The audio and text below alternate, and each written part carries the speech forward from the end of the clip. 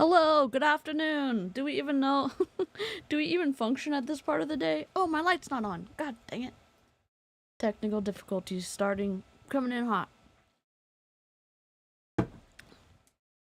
I don't even know what's happening. Hello? We're going to be looking at a Young Living leader. Young Living was one of the multi-level marketing companies that I was in. I'm just looking at my audio. Because what the hell's going on? I am going to have to keep my fan on because I'm like really overheating right now. So if there's dirty audio, that's why. But I was in Young Living until April 24th, 2022.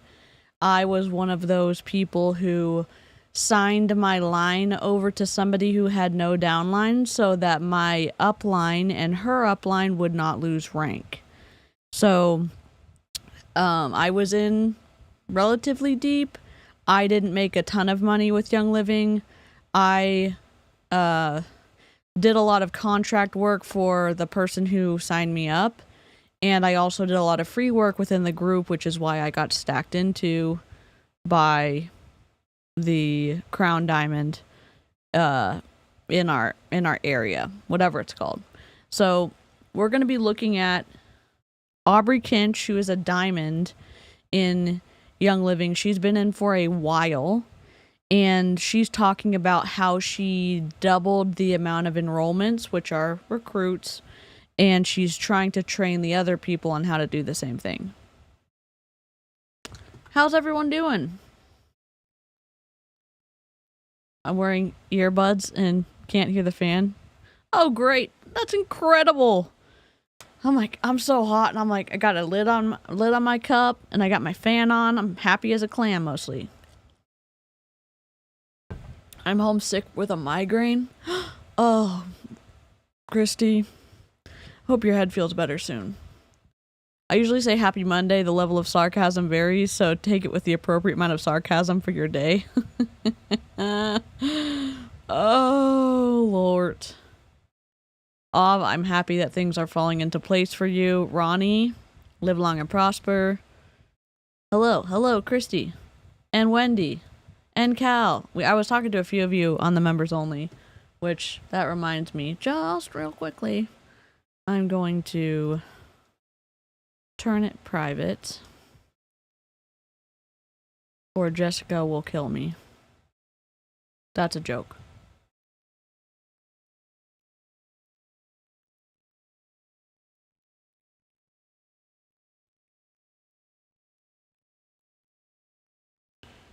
Live. My internet's being hella slow right now. I'm not sure why. Hopefully the connection's good for y'all. Hi, Aya. We're trying to turn something private. There we go. All right. Okay. What else would I want to tell y'all? I don't know. She's a big recruiter. She's also kind of perfected the art of pulling people in via her non-MLM Instagram page, making her seem like a relatable, crunchy influencer, and then she funnels them into her Young Living business. That's my opinion. That's also what Brooke Kristen does. That's what Casey Lee Wiegand does. That's what Lindsey Graham does. That's what Jessica Garvin does. They're all on the same team. Hello, Savannah. Hello, Carrie. Oh no, Jess will send the crows who worship her to harass you. Honestly, that would probably be an improvement on the last week. Hello, hello, hello. All right, we're gonna start. Let's see. Let's go. I finally got my stuff set up correctly. I need to turn that. My little Lego phone. All right, here we go. Hi, you guys. Please tell me I'm in the drip. If you pop in, can you just give me some hearts and let me know? Because I want to make sure I am in the right place. Is it really that hard to go live in the correct place in your Facebook group, or do you just like go to the Facebook group and go live? Because I'm really confused if it's if they are trying to get engagement, or if they really don't know how to go live in the correct group. And I keep thinking the senator, that's a twist. The other one, the other non-senator one. Let's see if we have bats. We don't have bats. Let's see. This is a quirk. We've got bats. We are absolutely freaking gonna have bats. There we go. Why does every Young Living top rep look like they stepped out of the cover of Homesteading Monthly? Yeah, I don't know. That's a good question. Honestly, they may actually not know how to go to the correct place. Broken waffles. That's what I'm starting to think, because I'm diffused. I think it's a relatability thing. Oh, haha, silly me. I'm so bad at technology. Am I in the right place? Could be. Jessica keeps quitting. Jessica will just keep hiring you back. Oh my god. And this is not clickbait. Caption there for you how I got double the amount of enrollments in 2 months than I had at the first beginning of the year in 7 months. So this is kind of wild to me, and I just feel like I need to share some nuggets with you. But if you are popping in, please tell me that I'm in the drip. Just give me some hearts if I'm in the right spot before I like dig in and I keep going. So happy you guys are here. Welcome. Hi, Sarah. Oh god. Tanya. Okay, please tell me I'm in the drip, you guys. Hi. Am I in the drip?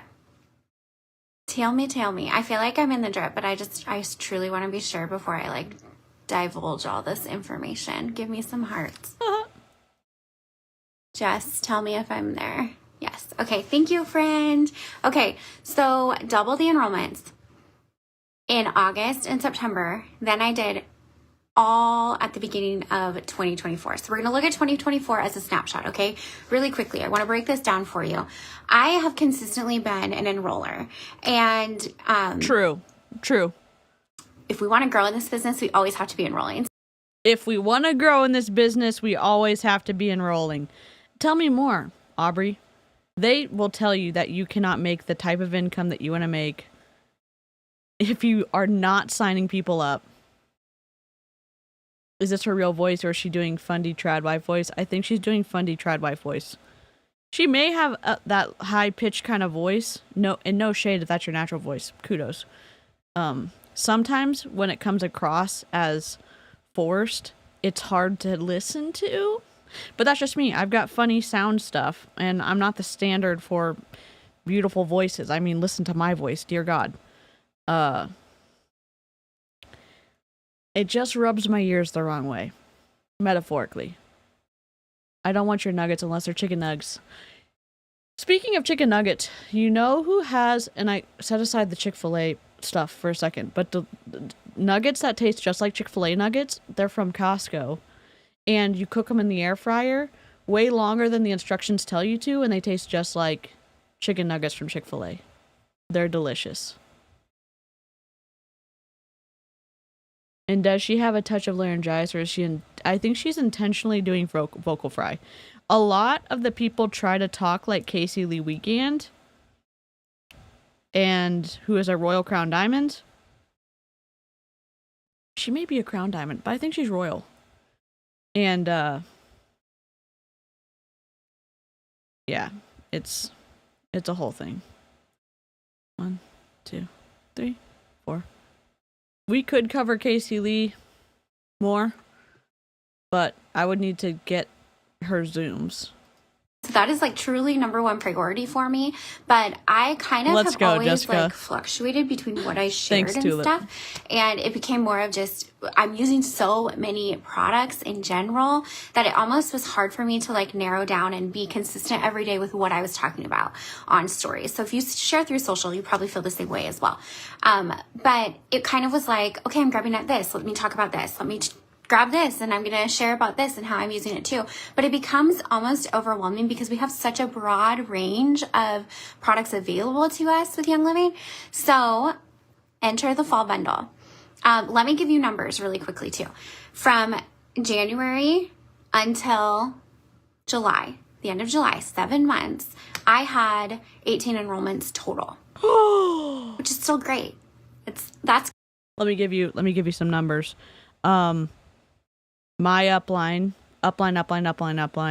Brooke Kristen, was doing 400 to 500 a month when she first started, and well into like several years in. That, and my person who signed me up was doing like 20 a month. So her only doing 18 for the first 7 months of the year? Holy crap, that's bad. She's like, oh, that's good. No, not really. Not really, Aubrey.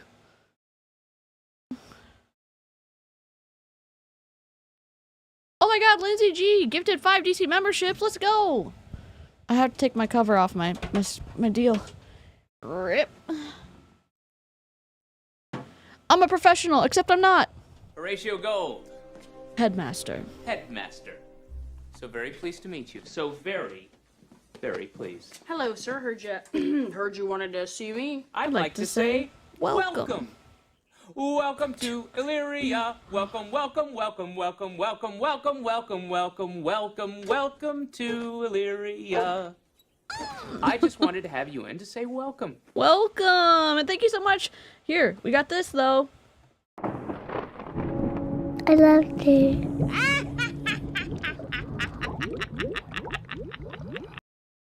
Welcome to Tulips Flowers, Carolina, Alicia, Haley, and Jess. Welcome, welcome, welcome. Oh, look, we have Halloween color hearts. Let's go.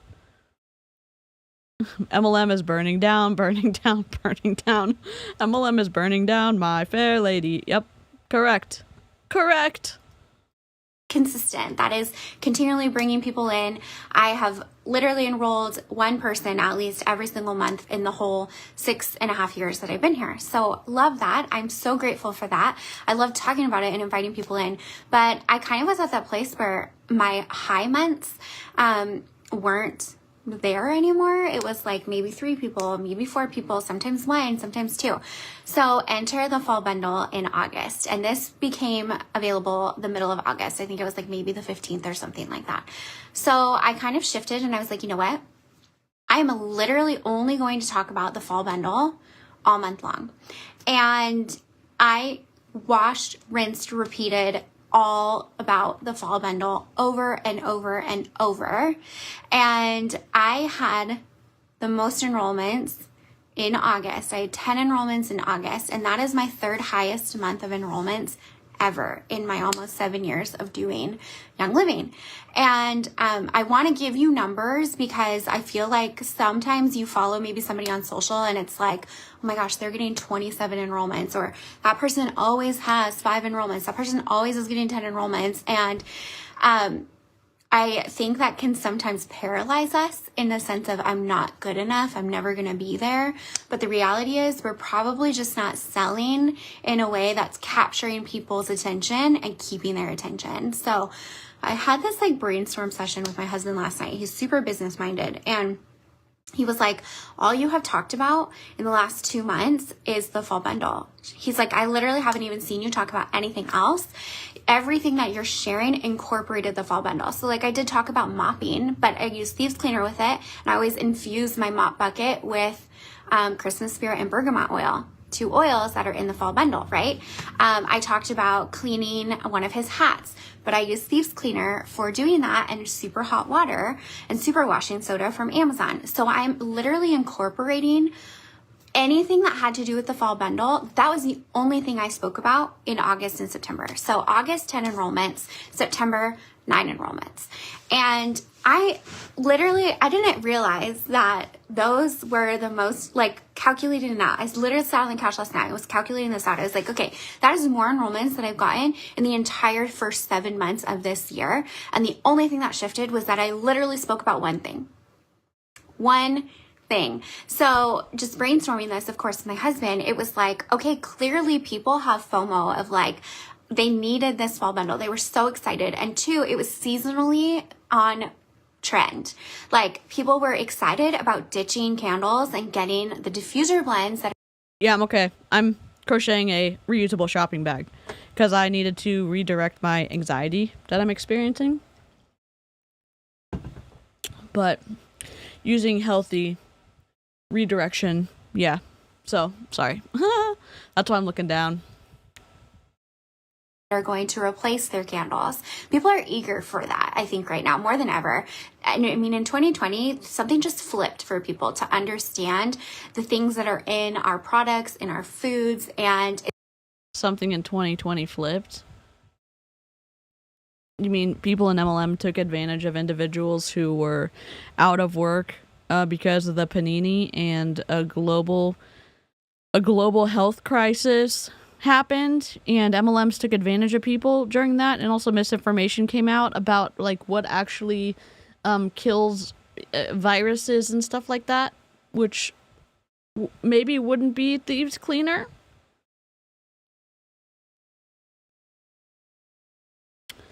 And again, if you're going to use diffusers, you have to be incredibly careful because the pet's olfactory system is in cats, it's like 100 times more sensitive than ours. In dogs, it's a little less. It's a little less sensitive than cats, but they're both super sensitive. So you have to like not practice. You have to work up to diffusing if you even want to diffuse, and you definitely don't have to diffuse hella expensive oils that you can get at Young Living. And sometimes diffusers are a better option because, cats could knock over candles. But you have to be super, super, super, super, super careful, especially, I think, with the citrus essential oils in cats specifically. But you need to look it up. Look up the information for yourself. it's a beautiful thing because it serves our business. And again, you have to be extra careful with essential oils when you diffuse them. You have to work your way up to like diffusing longer. You need to start out like with a very short amount of time, even for yourself, which is why sometimes candles are a better option because you don't have to do shit like that. like you do with essential oils, because essential oils are super potent. But we also want to do that on such a like blanket, easy way for them to see. This is not hard to do. This is such an easy way to incorporate Young Living products into our day-to-day life. We just need to like kiss the process, keep it simple, stupid. And I say this all the time. If you're on my team specifically, y'all know KISS is my motto. And I also say you better be faithful and steadfast. I want people to know that regardless of who they see talking about Young Living, they know I am the oily person because I am faithful and I am steadfast showing up and talking about Young Living. I don't ever want people to be like, oh, are you still doing Faithful and steadfast? That sure does sound religious-y, doesn't it? Right? Let's just assume that's her real voice, and I mean, it doesn't make her a bad person. 2, 3, 4, 5. A few years ago, my cat suddenly had seizures. Turned out it was from my eucalyptus essential oils. I felt awful. Thankfully, she's fine, and I learned a hard lesson. Oily person sounds like a bad thing. Oh. Young Living? Do you still use these products? You better believe that that's a testament to the way that I'm sharing on social media. So my encouragement to you, here's what I did. They all Here's some do, Chloe. practical steps for you just very quickly, because one, the fall bundle went in and out of stock. And that was a really great marketing tool for us to be like, oh my gosh, it's back in stock. The only enrollments I'm getting, only my new customers that are signing up right now are only shopping this one bundle, and they are loving it. Also, the new branding is like top notch. We love it. It's perfect for targeting a different market, I believe, maybe a newer, younger market, because we appreciate a little bit of that simple, more modern branding. But also, too, I created graphics that were reshareable over and over and over. And they were like 3 little things that were super, super simple. I had a video talking through the fall bundle. I literally had the diffuser going, I had the bottle of the Thieves Cleaner, and I had all 6 oils that went with it. I also would pull the free 100 PV oil and have it set there. So in August, it was Sleepy Eyes. In September, it was Vanilla. And this month in October, it's Raven. Call me crazy, but Raven is literally top 5, one of my favorite oils from Young Living. Raven smells like shit. Oh, I'm sorry. Not like literal shit. Raven smells, and again, essential oils can smell different to different people. In general, though, vanilla smells like good to most everybody. Vanilla smells like vanilla. Raven is awful. Here, we'll just go over here and look at what's in Raven. Please hold. Put this down. Raven. If you like Raven, then sorry, I'm a piece of shit. Raven Essential Oil Blend.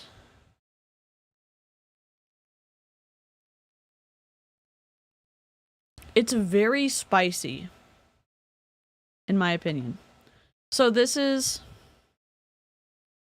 Where are my cameras? I guess it's okay. This is okay. Raven Essential Oil is a combination of Raven Sara, which you have to be careful with that because some people are allergic to it, eucalyptus, radiata, lemon, peppermint, and wintergreen. So if you diffuse this, you can't diffuse this around your pets. Designed to give you a refreshing breathing experience. They use it to treat colds in the Young Living hidden Facebook groups. Peppermint, wintergreen, eucalyptus, radiata. Nope. $40.25 for with your discount. $52.96 retail. $52.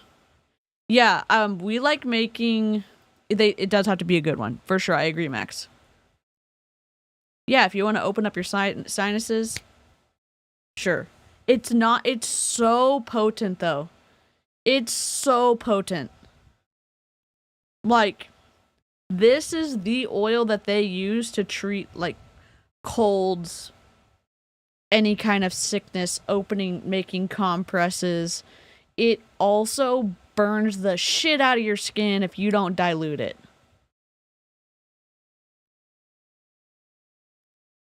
Yeah. No, we can't light candles because the Young Living people say having a candle lit for 30 seconds is the same as smoking a pack a day. Also, do we love that they forgot to put high quality graphics on their site? Maybe I'm zoomed in. Nope, it's still blurry as hell.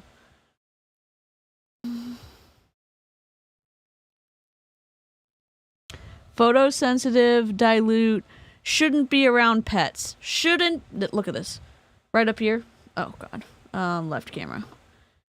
There should be one right here for should not be diluted. I mean, should not be diffused around pets. I mean, if you want to, how much is Vicks Vapor Rub compared to this? Vicks Vapor Rub. Here in the United States, it's $6.49. Between $6.49 US to $8.49 US for like I don't know, a decent sized one. $6. Or you can get Raven for $40.25 for a 15 milliliter. So that's about how many drops is in a 15? How many drops in 15 milliliter? Young Living essential oil. 250 drops in one. And I think it's like 80 or 90 drops in the 5 milliliter. Yeah, the Rose 5 milliliter is like $300 or $400, and there's only 80 drops in that. So where Cal is, Vicks is £7.50, £50p.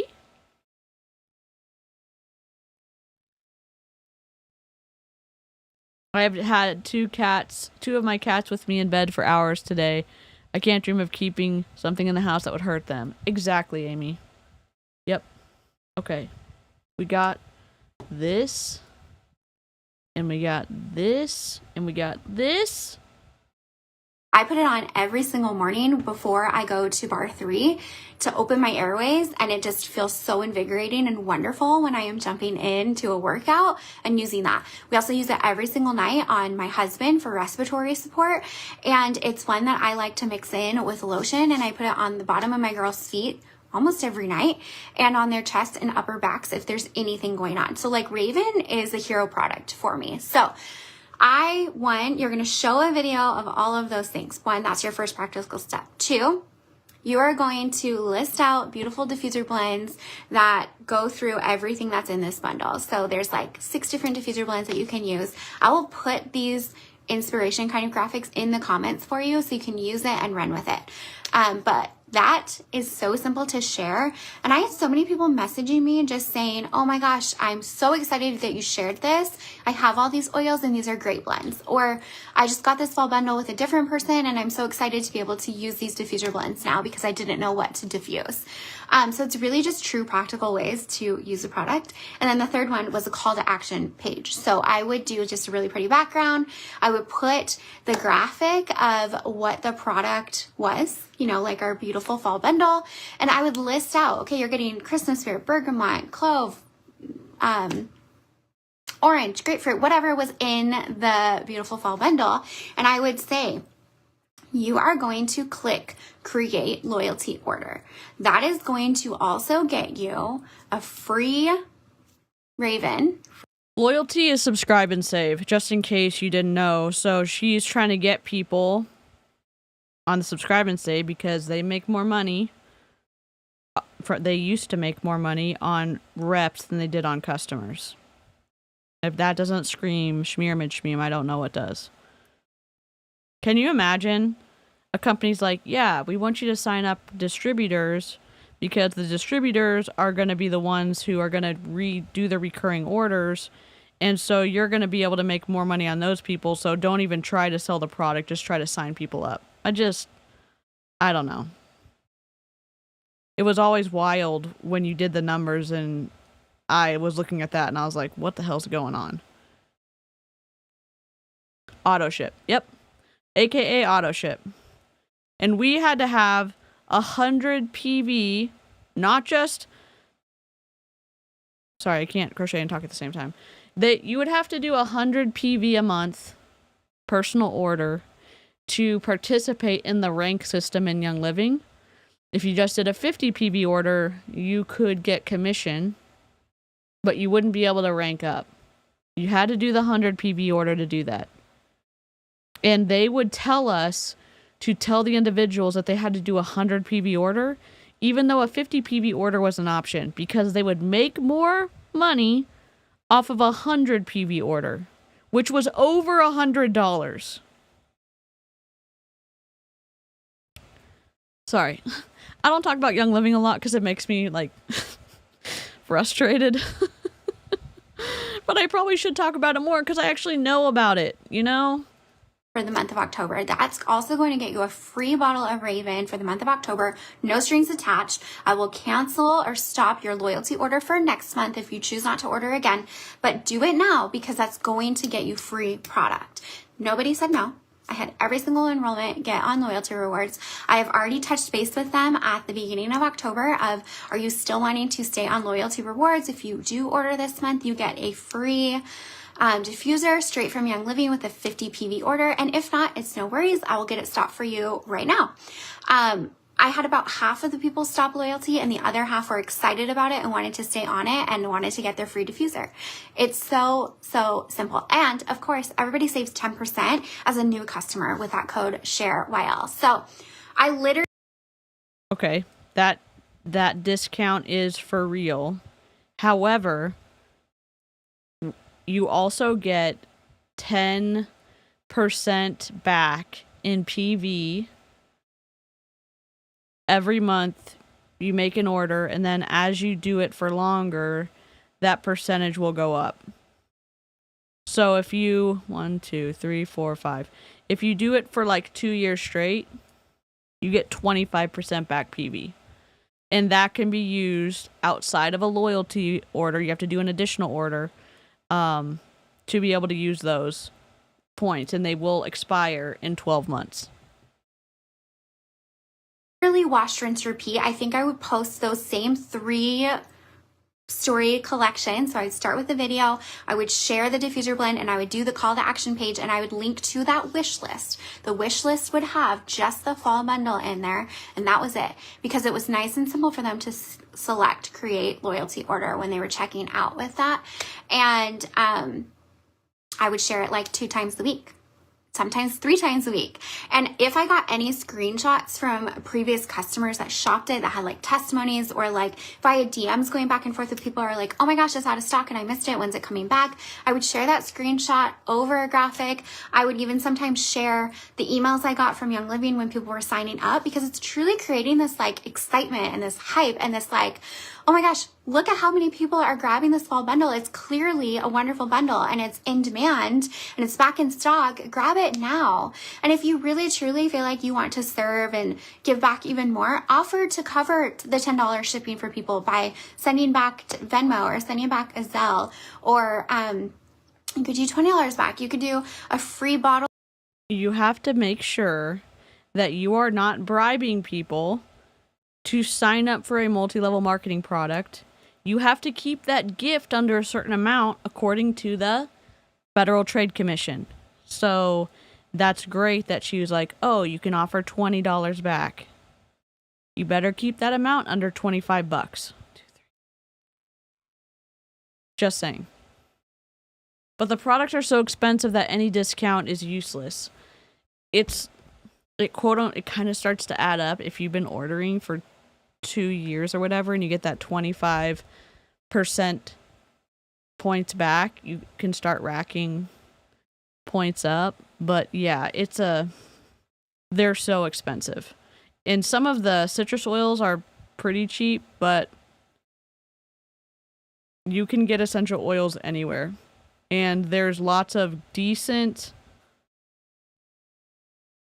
essential oils out there that aren't 3, 4, 5, 6, 7 times market value.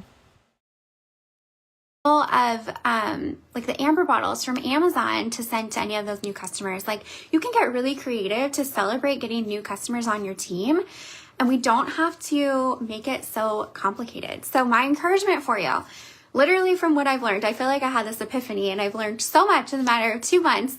We're always learning in this. I don't feel like, literally do not feel like I have anything together in my life, but this was a great learning experience for me. And I learned we truly need to talk about one thing.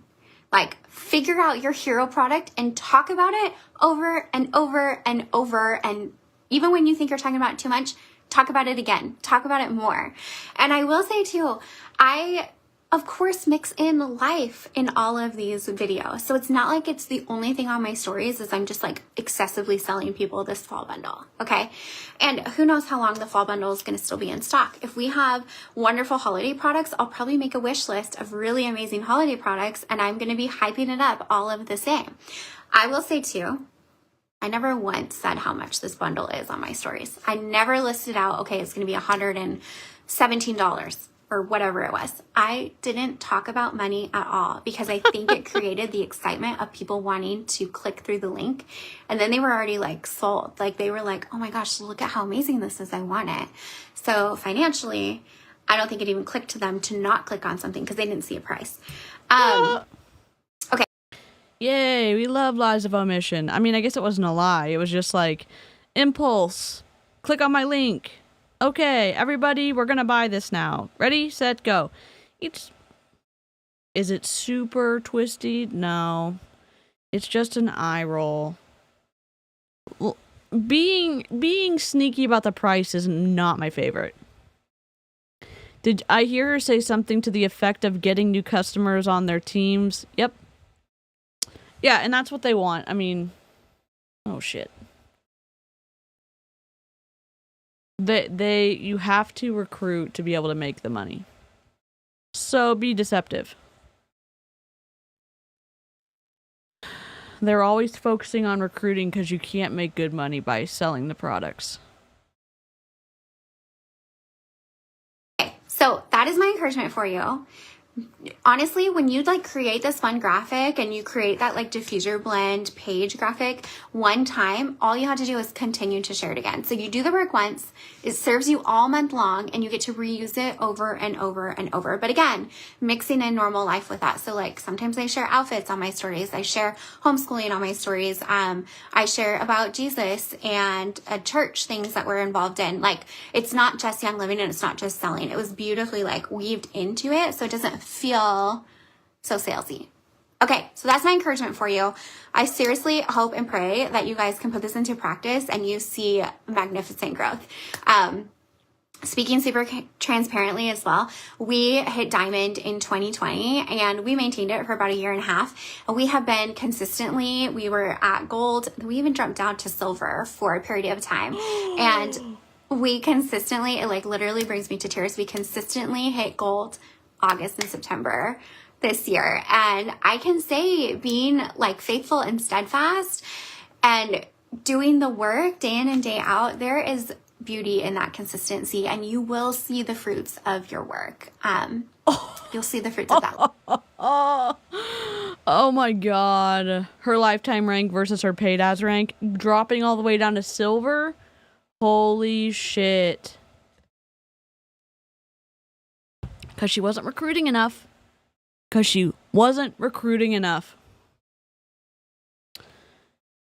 it's not a starter kit. It's the fall bundle.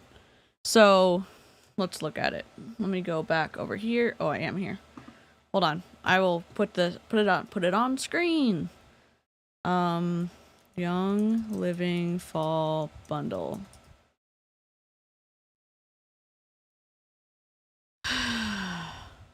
Image coming soon. $135. You forget the image? Who is running this website? Where's Avery? Hello, Clocka? So it goes Young Living member, then star, then senior star, then executive, then silver, then gold, then diamond, crown diamond, royal crown diamond. Here. Young Living ranks. Brand partner recognition. Okay, no.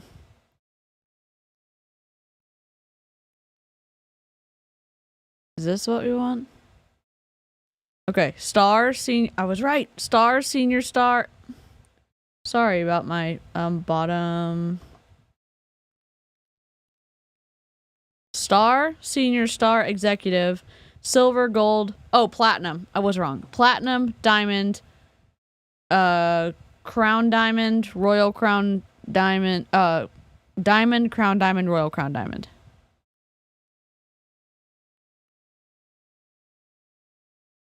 Oh, it's telling us who's who? Rip. Rippity rip rip. Where is this for? Oh, this is not for the US. This is not for the US, but interesting enough.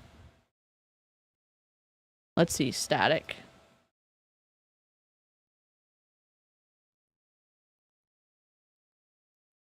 If you type for Young Living static and then what you want to search, the PDFs will show up.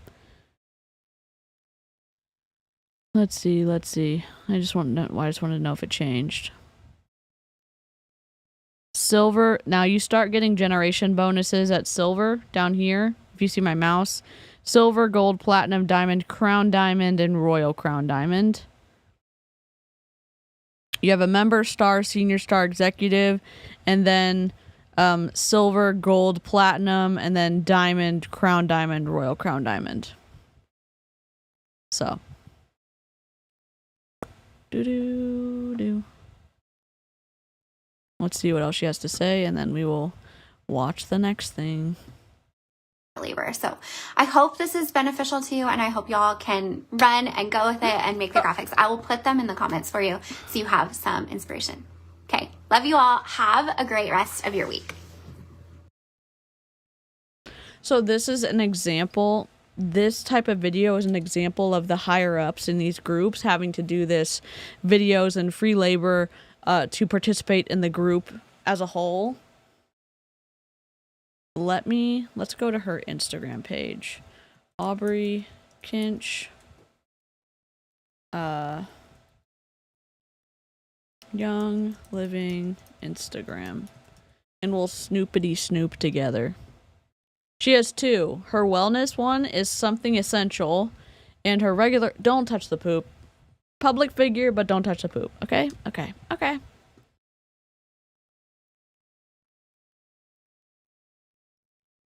We've got chasing sunsets and sweet moments, rooted in Jesus, living in his love, wellness and homeschool rhythms, finding joy in the everyday. Let's see what kind of links we've got. Amazon, the October bundle, free thieves label, like it to know it home plus style links, the monthly email edit, Young Living 10% off, share YL, Canvel 50% off, Geometry 15% off, Conviction Cove 10% off. Okay, so we're looking at this from a strategic Crown Royal over here. Let's go, Brandy Lee. This is very similar to what Brooke Kristen does, what Casey Lee Wiegand does, what Jessica Garvin does, what Lindsey Graham does. Those are all super high-ranking Young Living people in the same organization. They will do a lifestyle Instagram page. So they're hitting a couple of core value notes. Hers is Jesus, style, family, or whatever. And people want to connect with her over those things. And then they get exposed to Young Living in the midst of them finding her page. And they may end up wanting to purchase her products because of that. But we have consistent color. We've got a variety of pictures. Family, recognition from Young Living, her diffuser, her kids, unfortunately.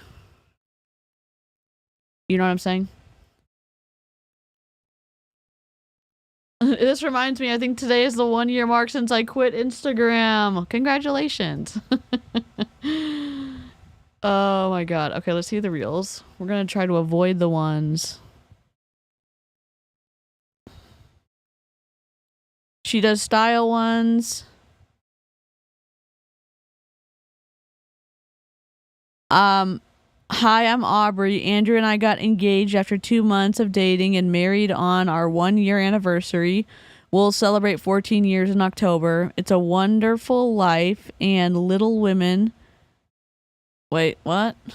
I don't understand. I guess she was answering questions. God, this is confusing for me.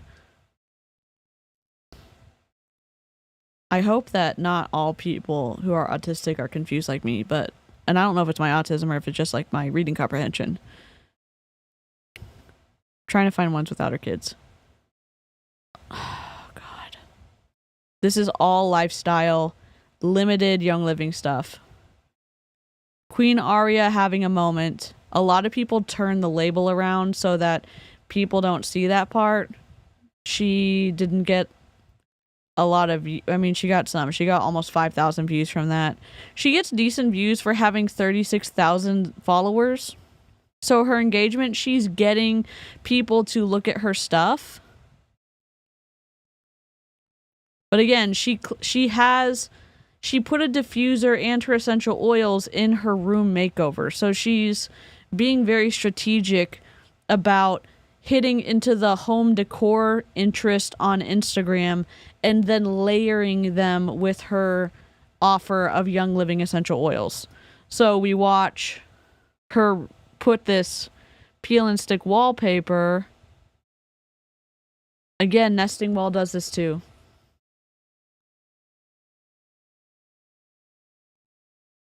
So she changed her little office area and then she put her diffuser and stuff. So it's quick. It got 15,000 views and she has her cover image is essential oils and a diffuser. Obligatory highlighted Bible page. Yep. April diffuser blends in the caption screenshot to save. This one got 9,000 views. So this is pretty healthy from a marketing perspective. Whatever you're not changing, you're choosing. Oh, fuck that. Oh, I didn't mean to say that. Oh, I'm kind of spicy today, so rip. Another diffuser, more essential oils in this little container. Rip to my algorithm right now. Good God. 62 likes, 4,000 views. The question is, are these getting her signups?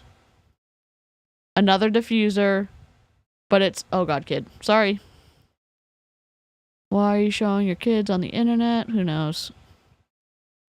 She's hardcore targeting the middle upper class individuals with kids and dogs and the ability to have an affluent lifestyle who like to redecorate their rooms and maybe homeschool their kids, and they should also be in Young Living essential oils. Hello, Wendy? Hi. I know. I have gotten some Instagram messages, some meaning like 2 or 3, where they're like, you're doing a lot of streams, I can't catch up. And I'm like, that's okay, no biggie. We are going to be having, starting tomorrow, there's going to be a giveaway at the end of the month, and you can participate by putting the secret message in the comments after the stream. It's either going to be a Frost Buddy giveaway, or we can decide. That's kind of in my price range for what I can do, plus Frost Buddy will give us 30% off. So that's what I like to do, but if y'all don't want to do that, that's cool. But I thought it'd be fun for the people who couldn't come to every stream, you know what I mean? And you don't have to watch the whole thing. It's going to be towards the end. Aw, thank you. And congratulations on all your career stuff. I think spiciness is still warranted after last night. I was raging to my parents this morning at breakfast about all the stuff that went down on that stream and the stream the day before. And it's like, I can't get past that lady giving her kid parasite cleanses for 2 years straight and watching him like lose his eyesight temporarily and be on the floor in pain and not say to herself, maybe this is not the right thing to do. And her conclusion to herself was, Renita's conclusion to herself was, I was doing the right thing the entire time and his body was just reacting to what I was doing in the wrong way. Which is like, that mentality is so fucked, honestly. Kids getting harmed because of your ignorance is just wild. Freaking wild. Okay. Let's see. We're at 51 minutes. Are we done streaming? I've been raging at one of my friends about it. She even asked if I was going to watch part 2 and raged with me. Oh my god, I love that. And thank you so much, y'all. If you don't know, Amy M has been helping. Amy and Aya and like lots of you sciencey people. Chris, the smarties in the chat. I call it like lovingly, not that if you're not in the science field, you're not smart. Helping kind of wade through the quagmire of the misinformation, because there's parts of what she's saying that Renita was saying that was true, and then lots of parts that were wrong. And y'all literally helped us like wade through it. Oh no, Sam, take care of yourself. Not just ignorance, willful ignorance, stubbornness, bullheadedness. Yes, Melissa. Okay, let's go back over here. And here's what we can do. We can either look at Aubrey Kinch's upline. We can go try to track down a Young Living training on YouTube. If we can even find one. I can try to find another one in a Facebook group. Y'all can decide. Or we can be done streaming. But I don't want to be done streaming, but we could. Same. It's hard to like let go and focus on something else. It was like she was looking at a puzzle of a cow in a field and it kept saying it was a hippo. Yeah. Yep. Late to thread, so 40 minutes behind. Also need to be working on other tab, community webpage from baby apps. I hear your voice. We'll have to hold rants till later. It's cool, Helen. Thanks so much for popping in. Keep streaming. Okay, let's just be nosy. Hold on. YouTube. I'm gonna go to incognito. Because we are going to YouTube.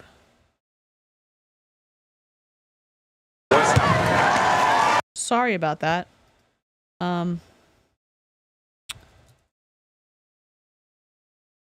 YL Zoom training.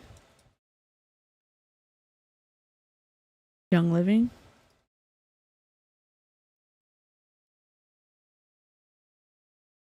All right. This week. Get oiling. How to host weekly live events to grow Young Living. Oh God. Stop it. Filters. It's on this week. How long is that? 1 hour? Welcome to our 6th cohort of Vessel. That looks like a cult. Let's see. Hold on. Young Living. And I'm going to go to filters this week.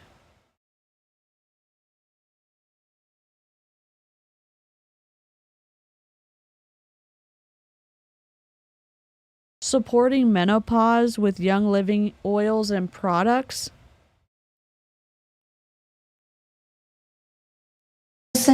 Talking about Oh my god, this is awful.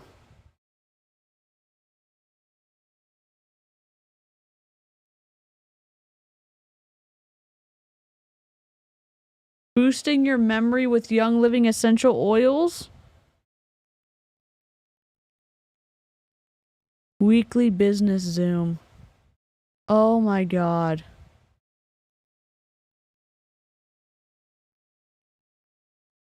Let's talk about hormones. Oh my god. Are corn nuggets acceptable? Yes.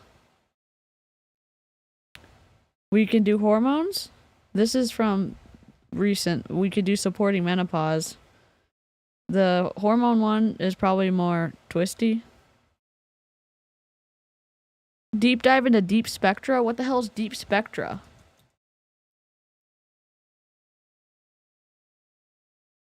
It's a Young Living product. Unlock nature's full potential. This groundbreaking dietary supplement harnesses the antioxidant properties of black seed oil and essential oil extracts to support cell health, immune function, and overall wellness. Click here to learn more about DeepSpectra technology. Oh my god.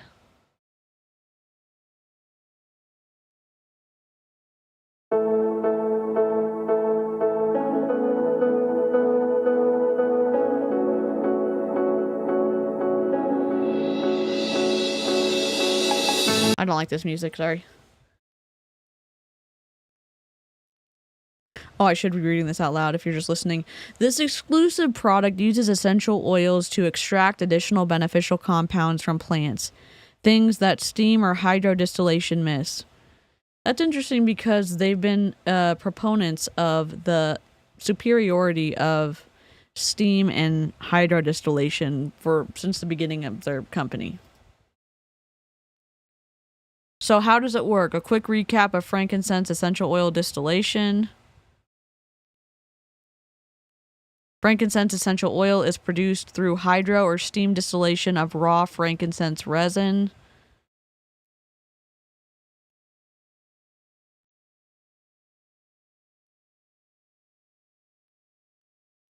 But beneficial compounds like boswellic acids get left behind during distillation. Never satisfied with the status quo, we asked ourselves. This is a little bit slow. Oh, y'all can't see anything. God dang it.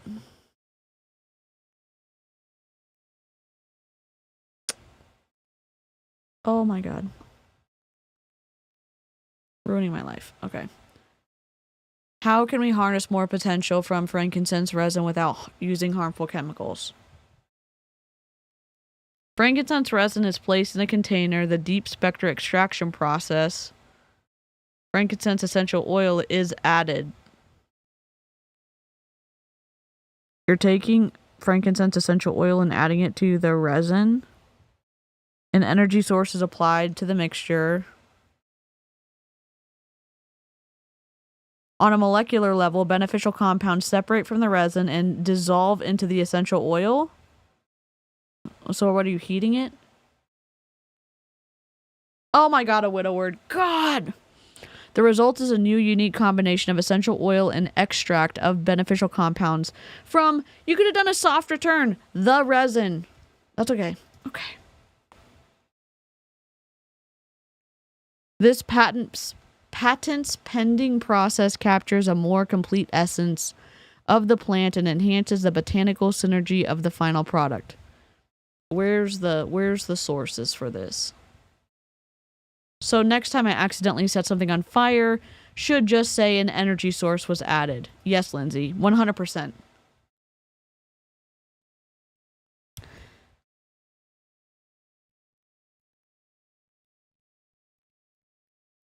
It's so satisfying when we're like, we know science says that's wrong, but what is the actual science? And then an actual science person like Amy comes into the chat and teaches us. Yes.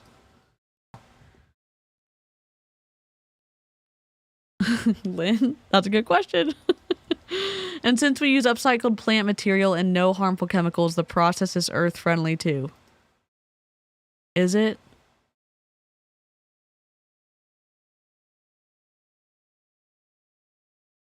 Okay. God, that was pointless. DeepSpectra Phytonutrition and DeepSpectra Frankincense 2. 55 doll hairs? 65 doll hairs? Dollars, I'm sorry. US dollars. Good God. All right. I'd say we could look at the Gary Young's son, but he's a little twisty. What did y'all say you wanted to do? Yeah, Young Living's just making shit up. It's not trying hard to hide it. Oh, good. Yeah, it was incredible. Thank you so much, Amy.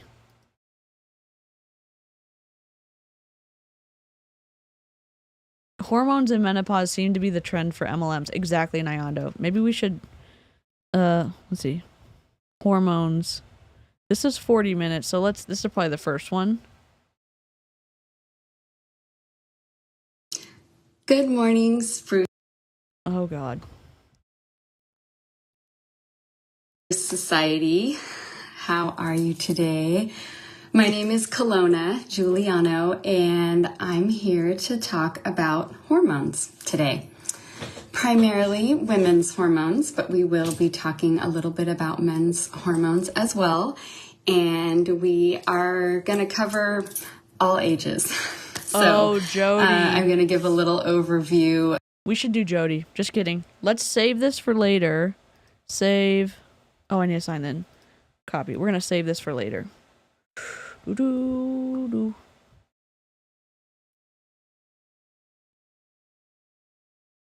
I'm just going to go back to my page. Go Jodi Meschuk or whatever. Watch later. Oops. Watch later. Cal, you're a freaking genius. Okay. Jodi Meschuk. Cart liquor? What is her name? Jodi Meschuk. Yes. Let's see. She may have already blocked me, but maybe not. The Warrior Center. Oh my God. Oh, we're good. All right. 197,000 subscribers. The Warrior Center. I empower moms through the Warrior Center, my robust private community packed with courses on holistic health, forums, urgent care services, and more. Urgent care services? What? Let me zoom in for y'all so you don't see my tabs. What the hell is this? This lady's in Young Living. She's a naturopath and doctor mom, whatever the hell.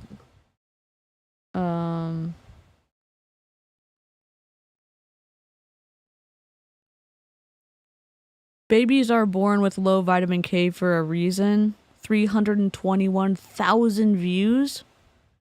Here's how we're trying to help. Make sure you have a conspiracy theorist friend. Let's talk about anxiety.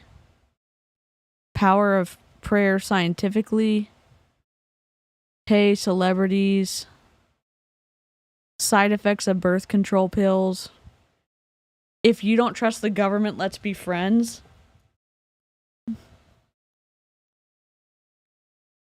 Oh my God. Kids say the darndest things. Is our food poisoned? Fluoride is a neurotoxin? We'll just... Is fluoride a neurotoxin?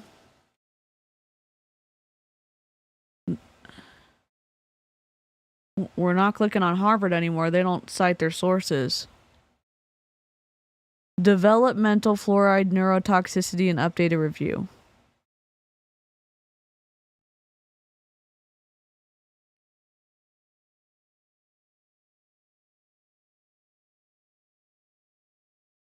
14 recent cross-sectional studies from endemic areas with naturally high fluoride concentrations in groundwater supported the previous findings of cognitive deficits in children with elevated fluoride exposures.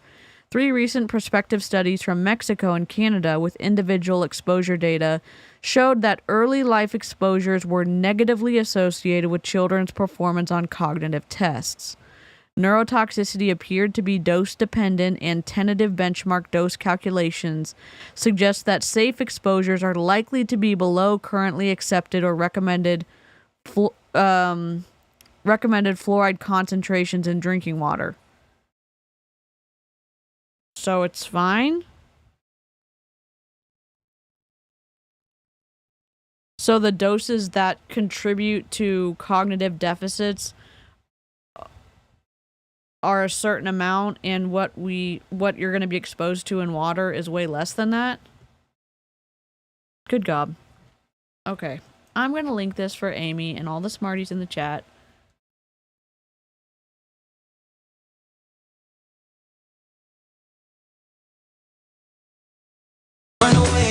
Oh, it's just music. Fluoride is finally brought to light as a neurotoxin.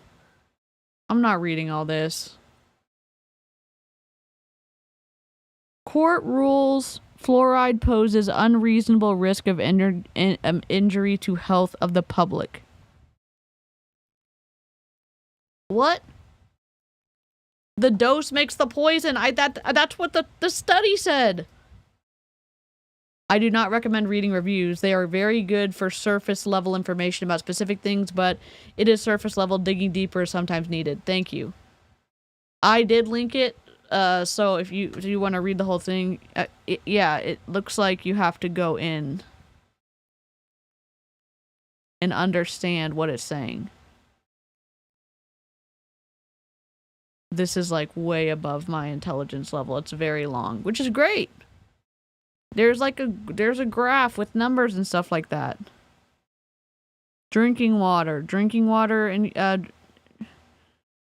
water urine, dental fluorosis, like from different countries and stuff, India, China. Characteristics of 14 cross-sectional studies of fluoride exposure in children's cognitive and developmental outcomes published after 2012. Yeah, so I linked that in the chat. I wonder if she actually has Jodi.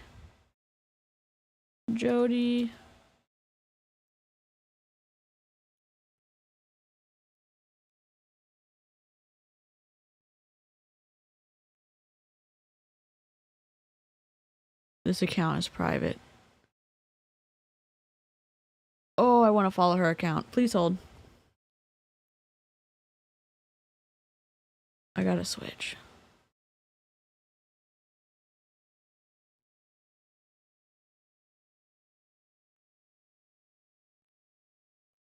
Where's my phone?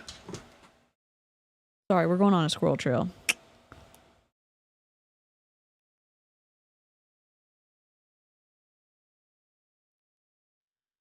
Send code via text.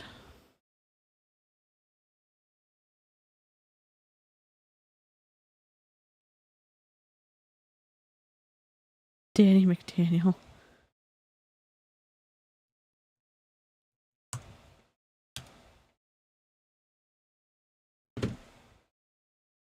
Please don't say my account's suspended.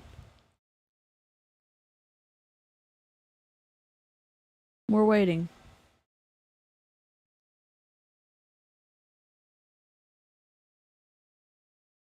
I'm scared. There we go. We're good. Jodi Meschuk.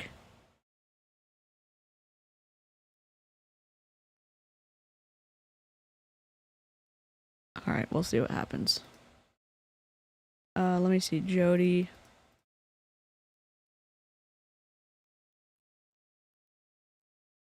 See what she got. If she has any. I think got anything. If she has anything on Facebook. We are also in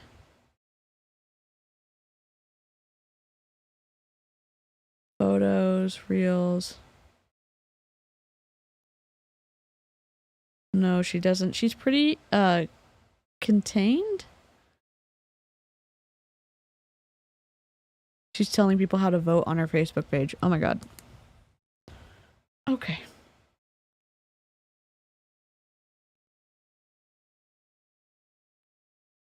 I've got big thoughts on people with influence and a large following telling people how to vote. I'm not here for it. Okay. Let's see. Maybe she's on YouTube. Hold on. YouTube.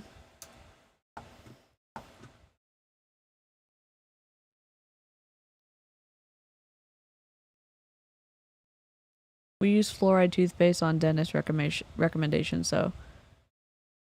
Oh, thanks, Shelby. Yeah, reviews are not studies. Yeah, I agree. I'm just not.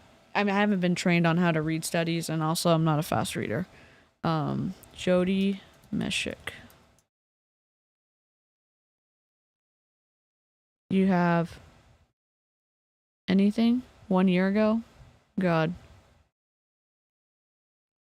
Your state and local government is your emotional abuser? What the hell's going on here? We're not playing that one. Jodi Meschuk. This year?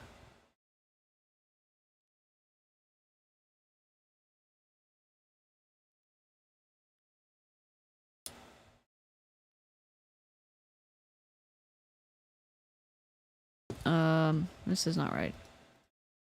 Sorry.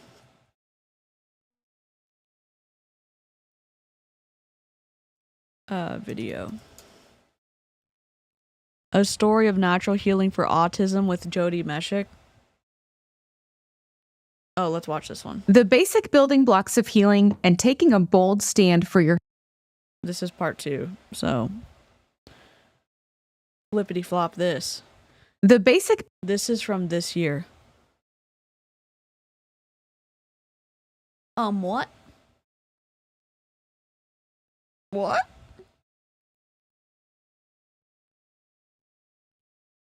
Content warning, Jodi Meschuk. Content warning, misinformation. Content warning, fuckery. I can change my lights now to red, but we're not going to.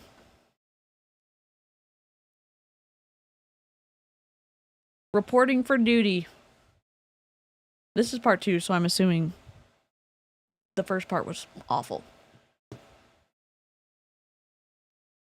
Sometimes it's easier. There's no video, there's just audio, so we could be. Building blocks of healing and taking a bold stand for your health.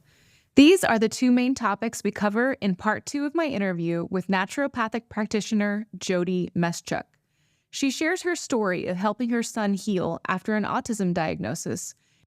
Heal from autism?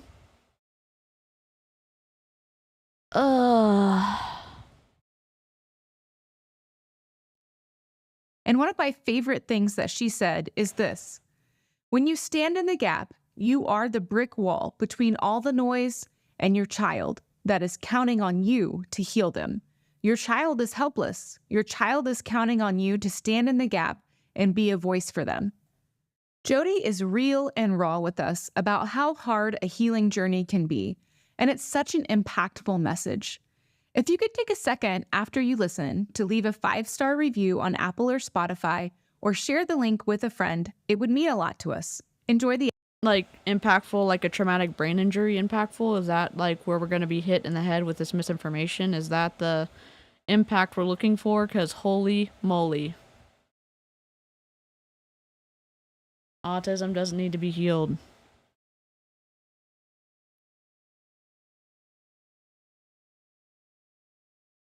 Sorry, I'm like crocheting as we're listening to this episode. Rip. Welcome to the Daily Wellness Podcast, where you can learn about healthy living and be inspired to take the next step in your wellness journey. I hate this song. Too long of an intro. So leading up to... I forgot to play the disclaimer. I just can't let you go. Lord knows that I've tried to. You said I was the only one. No one likes being lied to. You made this mess and left me with the pieces. Now I wanna burn all the bridges between us. I can't focus, I can't forget. I've been thinking too much lately. I just need to clear my head. I just need to clear my head.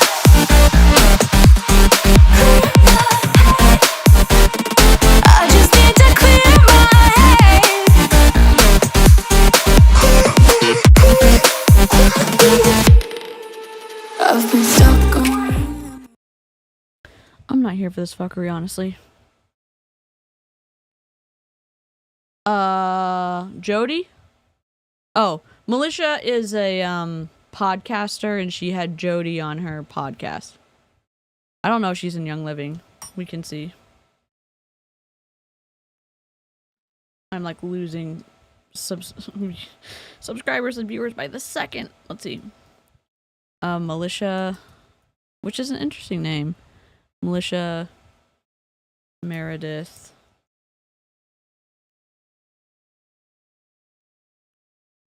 Lover of Jesus, good food, fun, and big dreams. Oh, we should have this off screen. There's children. Oh, God.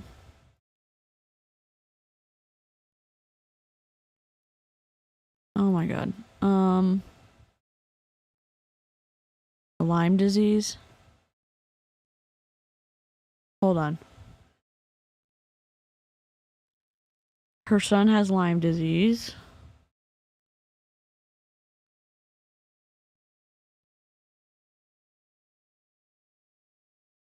An hour later, and I finally have a meal plan. Okay. Predicting there will be supplement fatigue. It doesn't look like there's any Young Living products. This is from 131 weeks ago, so 1.5 years ago? Almost 2? No, way over 2. Just kidding, I don't know how to count. I'm trying to see if she shows her kid. That's fine. Let me see if she's in Young Living. Oh, she's Norwex. She's Norwex. Norwex.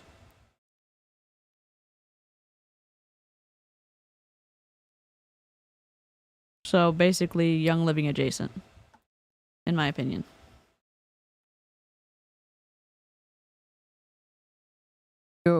Having an official diagnosis of autism, like what were some of the things? How old was he when you kind of got that official diagnosis, and what was that process like?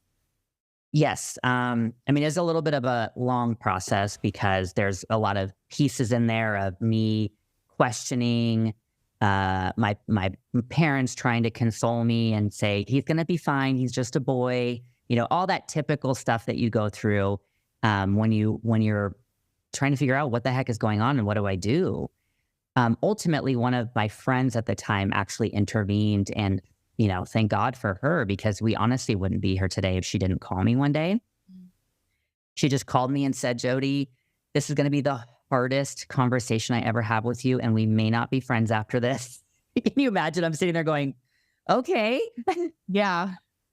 But I kind of, you know, our intuition doesn't ever lie to us. And if we really sit still and listen to it. Yeah, it does, kind of, sometimes. Sometimes it does.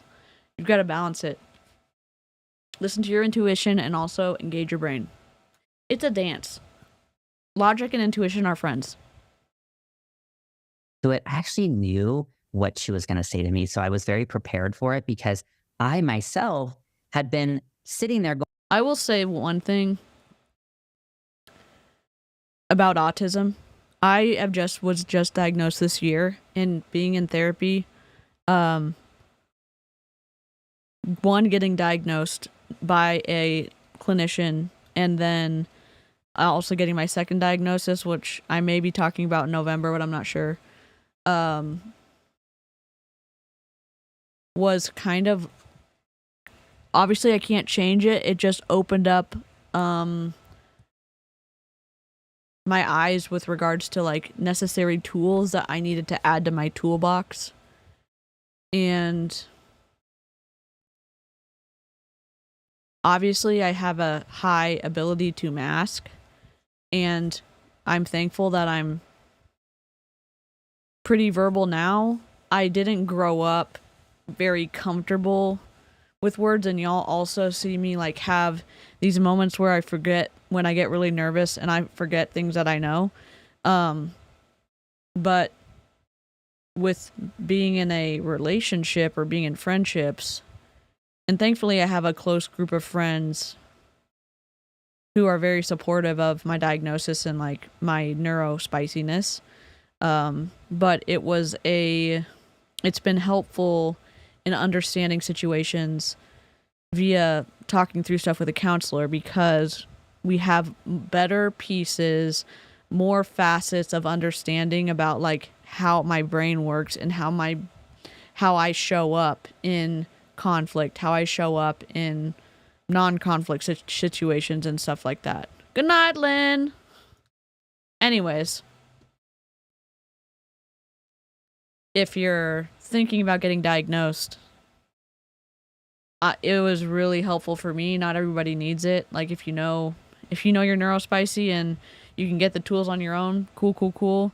It's something that I'm glad I did, even though Jessica knew I was neurospicy from the moment she met me. But it's been helpful working with a therapist and a psychologist. A psychologist and a psychiatrist in this whole process. So, why can't somebody just validate what's going on with my child? Why can't somebody just validate me? Why is this so hard? And she was the first person that came along and said, I think you need to get your son tested, and here's what you need to do. And she was so great because she was super matter of fact, which is my style as well. And she just said, here's the number you're going to call. Here's the questions they're going to ask you. Here's how you're going to answer them. Wink, wink, right? Because it's a system. If you don't answer the questions the right way, your child's not getting help. So I fibbed and lied a little bit with a few things because I just knew that my child needed to get in immediately because I needed to know what was going on. I will say, though, you fibbed and lied a little bit because you knew your kid needed to get in and get help immediately. Boy, that's great.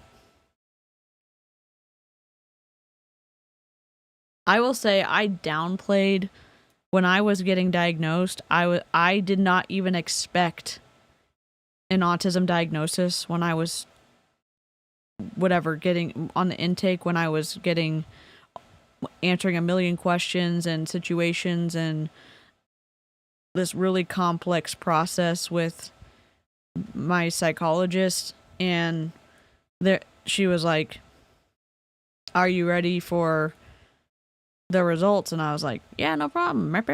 And she was like, you're autistic. And I was like, what?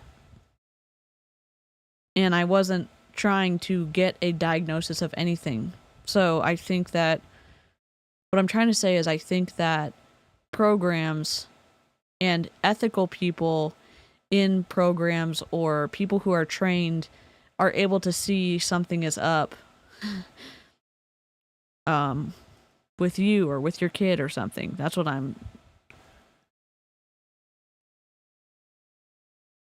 don't know. I don't like the fact that she lied. That I actually have a different viewpoint nowadays, depending on the child and the case, because I am a much bigger fan of not getting your child tested. Oh my God. Getting into the system and what that can do to people. We've come a long way in 10 years, 15 years from where I was, to the fact that the way that you heal a child are basic building blocks. And you don't need to have a diagnosis for that. You don't need to have testing for that. You do need to get therapy for some kids for sure, but that is, a whole different thing. So it's interesting because at the time I felt like I needed that. And at the time you did need that to sort of. Can I just speak to the parents really quickly out there? If you even listen to my channel, if you're even this far in, having a therapist and a diagnosis as a kid growing up would have been life-changing for me in the best way possible. And if you are nervous about getting your kid diagnosed or getting an answer for maybe why your kid is missing milestones or is ahead in some areas and behind in other areas, it can be life-changing in the best way possible for your kid, because life is really confusing, especially when you're learning how to interact with the world. And if you don't interact with the world in the way other people do, you can feel super, super, super lost. And I'm not trying to speak for all autistic people or all neurospicy people, but you saying, I'm not going to put a name to it because I don't want to speak that over my child, or I don't want my child to like be limited. It's not a limitation. It's a freaking toolbox. It's knowing like, oh, I have this first row of tools in my toolbox because that's what comes with being a human.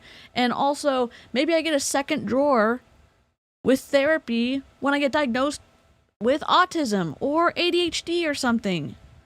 It's freaking magical, and it's helpful for your kid. It's a way to advocate for your kid. It's not like a death sentence, for the love of God. Sorry. Rage. Oh, thanks, Helen. I found out my daughter has a genetic disorder that I didn't even know I had until my baby doll. Oh. Would you be nervous if you thought your kid needed glasses? Some people need glasses to help their eyes. Others need medication to help their brain. Yep. Open and crack the door open to therapy and services. But anyways, we went in and got him tested. He actually got tested the morning I went into labor with our second son. And so my parents actually had to take him. But you know what?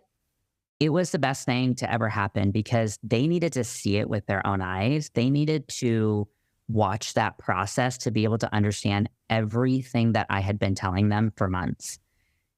And it finally clicked for them when they saw it with their own eyes. And so here I am in the hospital giving birth to my second son. I'm like 1 foot now in Western medicine and 1 foot out. So I still have the hospital birth, but no epidural.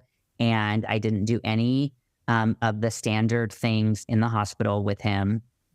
So I was like getting there slowly. But yeah, so then he got tested, and they put him in, or he was able to access therapy right away, which was good, because he did need to get in and start working on his speech and OT and some other things. But honestly, like, that was such a small percentage of the healing process. Everything we did on our own, everything we did in the home, everything I did that people called me cuckoo for is what actually healed him. So Healed him from his autism. Oh yes, happy Thanksgiving, Canadian Thanksgiving to everybody who's in Canada. Or if you're Canadian and living somewhere else. A diagnosis provides your child access to services and resources. Both my kids were diagnosed with ADHD at age 12 and me at 48. It has been life-changing for all of us. I would have loved to have a diagnosis as a child. I would have eliminated years of shame. Yup. I'm glad it's not super serious. I'm glad that you have that information, though. 1, 2, 3, 4, 5. Yeah. Yep. And how did you decide on a path of treatment at that point? If you were kind of like straddling the line of, I'm sure you were getting lots of recommendations of, this is what you should do, this is what you need to do, and then doing some of your own research. So how did you decide, like, this is what we're going to do?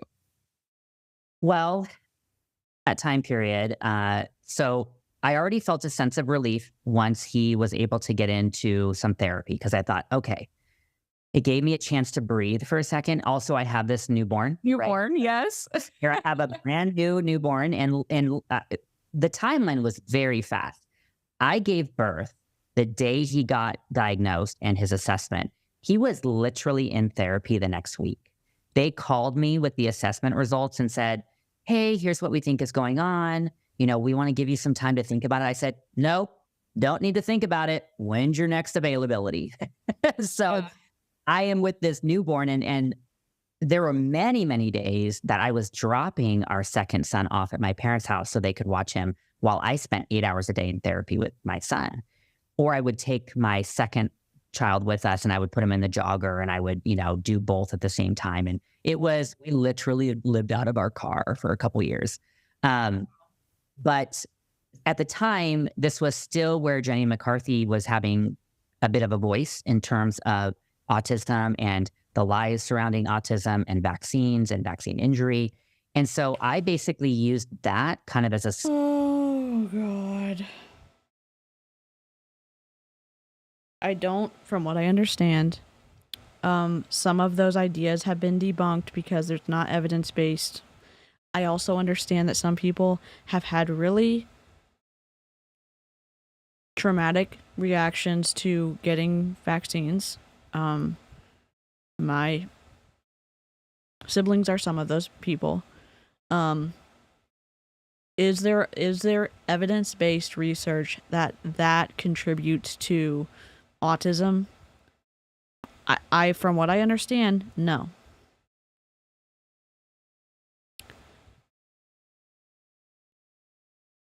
So that's from what I understand, from what I've read of what I could understand of research papers and stuff like that. It's been debunked. So it's separate.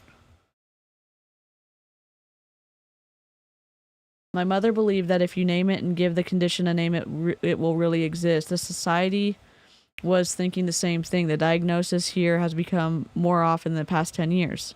I'm talking about Eastern Europe. Yep. And you can have compassion and empathy for people who have had reactions to vaccines and also understand that the information about that has to be evidence-based. Oh my God, what's going on? Springboard of where to go research. And the thing that I kept finding as a common thread was just start with the gut. Oh my God. And so that made sense to me because I thought to myself, okay, well, I will say from what I've read, there are some correlations, or at least there maybe is anecdotal evidence that people who are neurospicy may have some, I don't know what the right term is, but they may have, either with their anxiety or with interacting with the world or constantly being stimulated or whatever, some people hold their anxiety in their torso area, and that stress can impact your intestines and your stomach and stuff like that. And this is just people in general, though, whether you're neurospicy or not. We all hold our anxiety somewhere. That's where redirecting your anxiety can come into play in a good way. Box breathing, crocheting, playing cards, coloring, naming things that you can see, getting outside of your spiral can help. Now, is that more difficult if you have a low ability to mask? Yeah. If you are nonverbal, hell yeah. And again, I don't know. My gastro specialist said that autistic people have high odds of IBS. Same.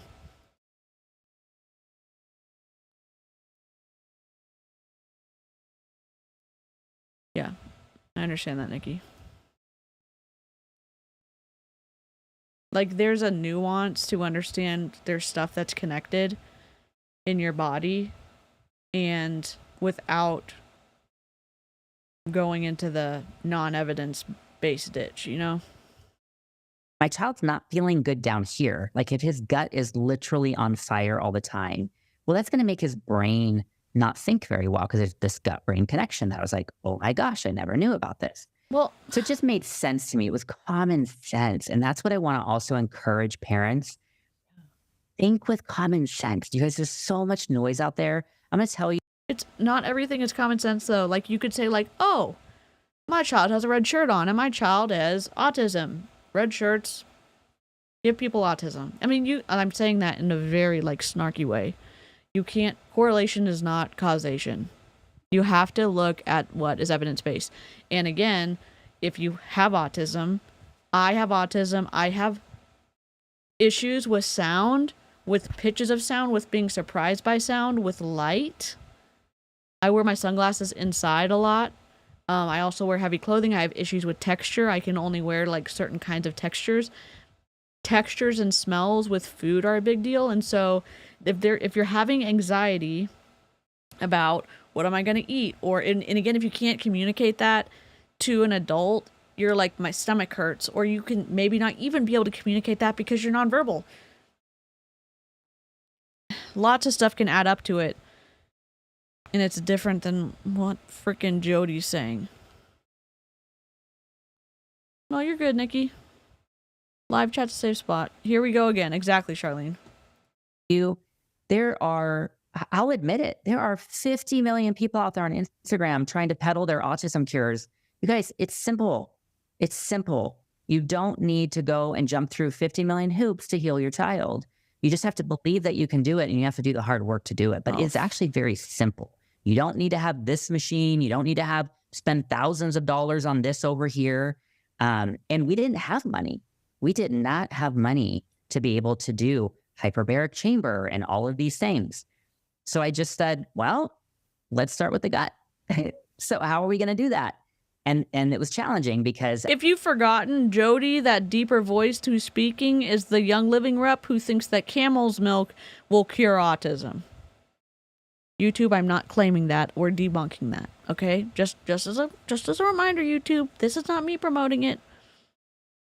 At the time, my son's diet was basically McDonald's chicken nuggets and yogurt, is what he was eating every day, and I was giving that to him because I felt bad that my child wasn't eating.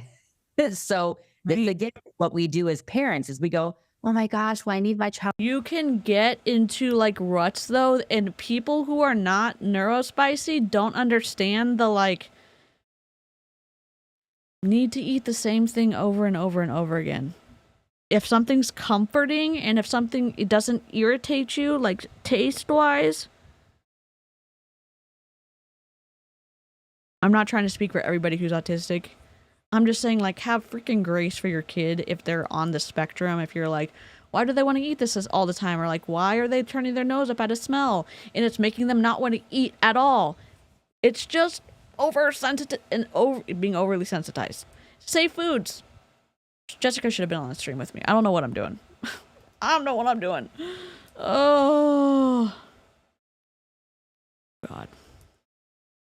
I have low spoon foods that I can snack on, that I don't have to prepare, that don't make me sick. And we've put that in place with recommendations from my therapist so that I can eat because my hunger cues don't happen.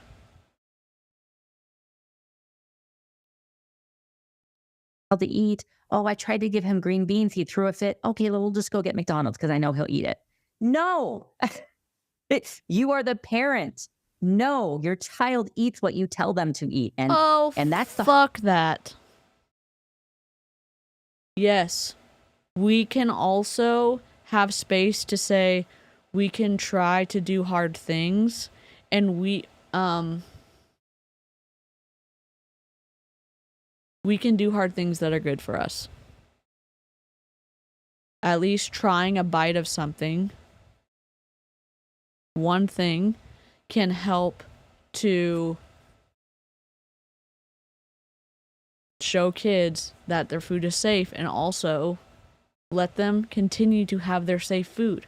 If you're not neurospicy, I say neurospicy, if you're not autistic, you don't understand. You can say, oh, well, they could just eat what I want them to eat.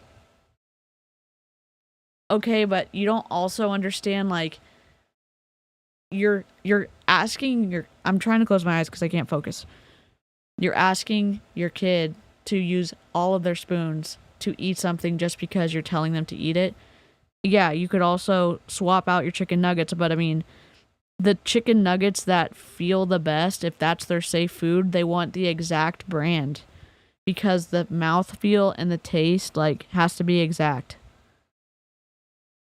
I'm not speaking for everybody who's autistic. I'm just just have some freaking empathy for your kid. And also, like, get them getting to eat calories, like, good thing. I had a situation as a kid where I refused to try something and my dad told me that I couldn't get up until I tried it. I was at the table for hours. Yeah. And again, if there's in a context of a routine that we have our mantra, we can do hard things that are healthy for us, or we can do hard things that are good for us. And you put it in the routine of, we try new foods 3 times a week, and you tell them in advance. And it can be a process. Routines are kind of helpful if you're autistic. Being able to count on something, being able to, like, know that something's gonna happen, and then it happens, like, that's fine. And again, that's only maybe somebody who's has a ability to I'm getting so nervous. Maybe somebody that's only for somebody like me who has a high ability to mask, but routines are really important for me. Hardest part is break. And I follow someone who has this. My daughter has ARFID, avoidant restrictive food intake disorder, and had to go to an inpatient treatment program. It's not that simple. I think that's a really good point, Klaka. Breaking through that ceiling of the gut to where it gets really, really hard in the beginning and you want to quit. But then all of a sudden, it's like the clouds break and the sun comes through and your child starts making improvements, but you got to get through that rough patch. So our biggest thing was the GAPS diet. And when I work with parents, there's not often a child that I see that can escape going on the GAPS diet, because it really is the gold standard to heal the gut, along with raw camel milk, which, you know, I love. Oh my God. But we did the GAPS diet. It basically, this usually freaks parents out because I say, well, my child didn't eat for a few days. Okay.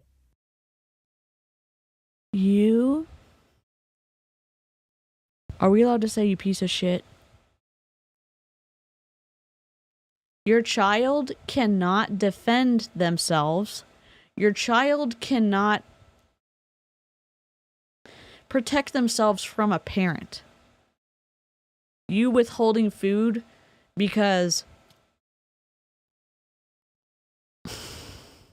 you have a hypothesis that them eating foods you want them to eat is better than them coming and being able to buy in themselves to that idea without coercion is absolute fuckery. Hop out if you need to. Hop out if you need to. Preserve and promote your emotional well-being. I will take a pity like, though, if you haven't liked the stream. He didn't eat for a few days. Do you know how long you can go without food? Right? He was hydrated. He had nutrients in him, but he didn't eat because his gut was... His body was eating itself. How long does it take for your body to start feeding off of its muscles to make sure you're getting the protein that your cells need to, like, do the cell function?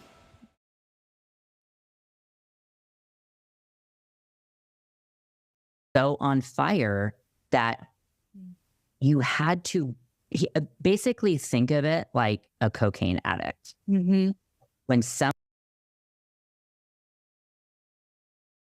She's comparing her child to a cocaine addict. We're getting demonetized. Oh. I wonder what the therapist would have said for your child to help them buy in to the to the maybe the different foods that you're trying to introduce. You piece of shit. I'm breaking my own rules. I am breaking my own rules. It makes me angry that she was like, it's same thing with Renita yesterday. It's like, I'm going to choose to do this for my child who can't give informed consent and can't protect themselves from me.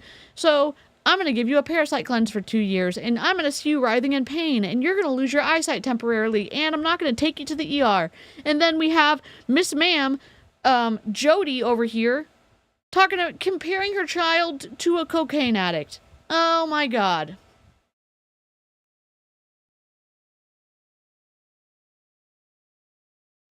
You know what my therapist said when I was like, I will forget to eat, I'll be hyper-focusing on something, and in general, don't get hunger cues at all, or my hunger cues are different. I maybe get a headache, or there's a whole list that can happen. But in general, I don't feel that hunger in my stomach. So I have low spoon food, like my bars, or slices of cheese, or whatever, that I don't have to make, I can grab and eat easily, so I can still take care of myself, even though I eat dinner with my parents and stuff like that. So my therapist is like, let's understand how your brain works and how you're engaging with your environment and what you need to be able to support your mental health with food and build on from that. It's you being able to buy in to your treatment plan, and when you coerce someone into that, especially a child, it just makes me angry. And I'm not saying I know shit because I'm in therapy. I'm saying this makes me angry that a child seems to have been harmed here, and she's getting praised for doing this to her kid. Hello, Brent. How are you?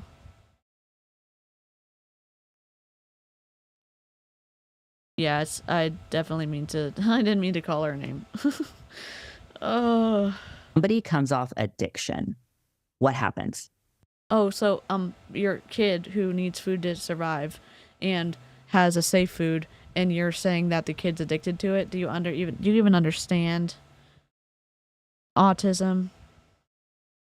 Their body goes absolutely nuts because every neuron in their brain is addicted to that molecule. Their gut is connecting with that. So you start to take yourself off something. Even think about people who try to go off caffeine. They quit. They quit because it's so hard. But that tells you the addictive nature of it on the brain and the body. Yeah. So I had caffeine? Yeah, you get a caffeine headache for what, 5 days? I wouldn't say it's an addiction, because that's a pretty powerful word.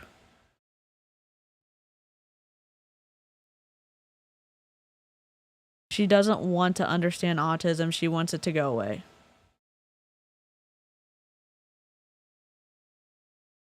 To break that.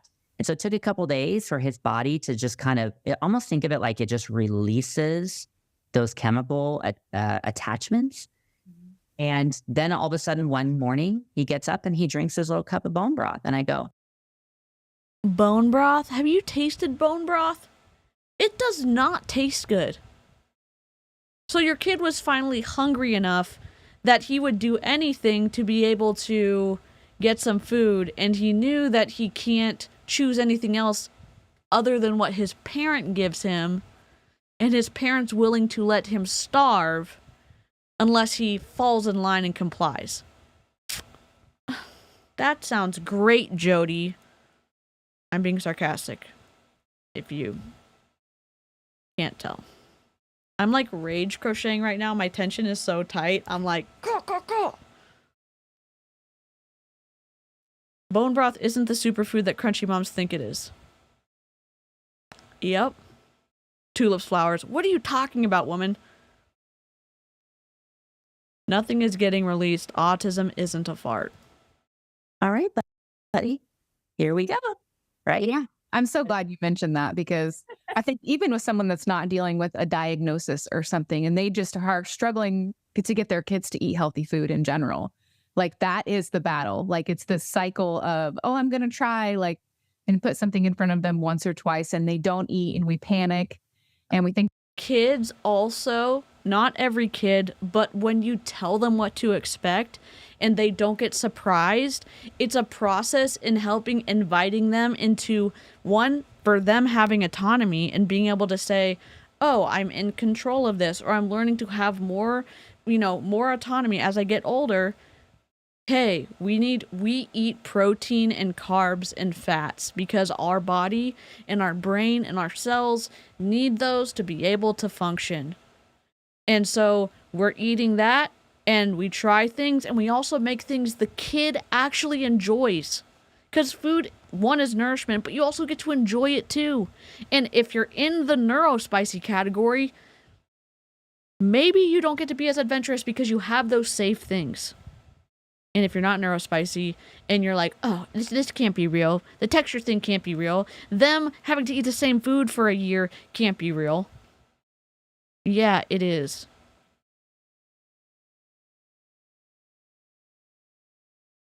Oh, no worry, Brent. No worries, Brent. Yeah, maybe we just feed our children. What? Yeah, maybe. That we're terrible parents. And maybe you're making veggies that taste like shit. Have you ever thought about that? Have you ever thought, maybe I should taste my food and see if, like, someone would actually want to eat it? Huh? What? And so we give them what they want, or what they will eat quickly, and to make ourselves feel better. Yeah, I think what really helps is, this is why it is important to have somebody walking beside you in this process, or like a coach or a mentor, or like what I do with clients, is because if you don't understand why that's happening. Sorry, a doctor, a licensed clinician, psychiatrist. 1, 2, 3, 4, 5. Maybe a psychologist could give you some tips who specializes in neurodivergent children. Occupational therapy might have been able to come into play in terms of introducing foods to texture avoidant children. I don't know.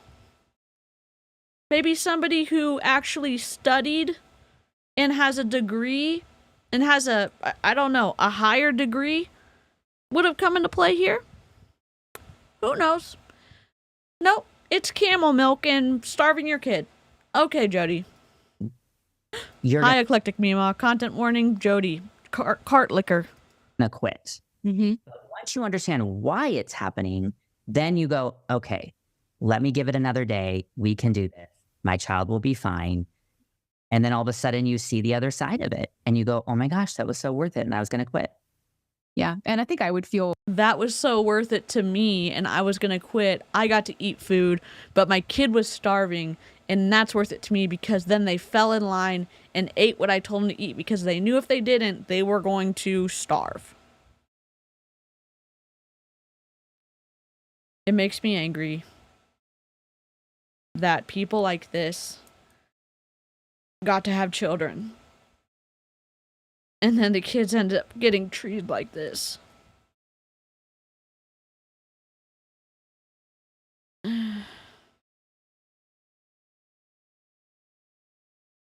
I'm glad that there's ethical parents in the chat who care about their kids.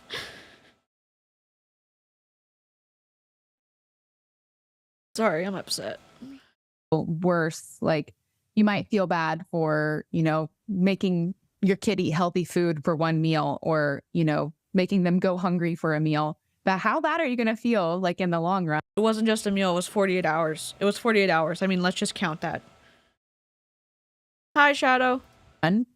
When the diet that you're feeding your kid makes them really sick. But that's assuming that parents understand that it's their child is eating that's making them sick. Right. And yeah, so it's that education and understanding piece. And again, the underlying root causes, again, going back, you have to go back on a timeline of your child's development, and you have to actually start with yourself. And you have to go, well, what state of health was I in when I was pregnant? Did I get duped into the Tdap or the flu shot? Well, guess what? Your baby just got exposed to that. There's no way around it. Or how did you eat? How was your gut health? The state, I can't stress this enough, that the state of the mother's gut health is actually what determines when that child is born, the strength of their gut, because their gut is still going to be permeable and immature, but the strength of your gut almost propels them on a path of, hopefully being able to weather some of the normal things that come along for infants, or the normal viruses and bacteria and all of those things. So there's root. Duped into Tdap or the flu shot. I will say I had a really bad reaction to the Tdap, but I'm fine now. It was I might ask for them to like separate it out next time I need it. But there's a lot of parents who don't care about their children, and I don't know how they can sleep at night. Yeah. I don't understand this at all. It's a combination of 1, 2, 3, 4. Let's not I don't remember what Tdap exactly stands for, but it's a combination of vaccines for stuff.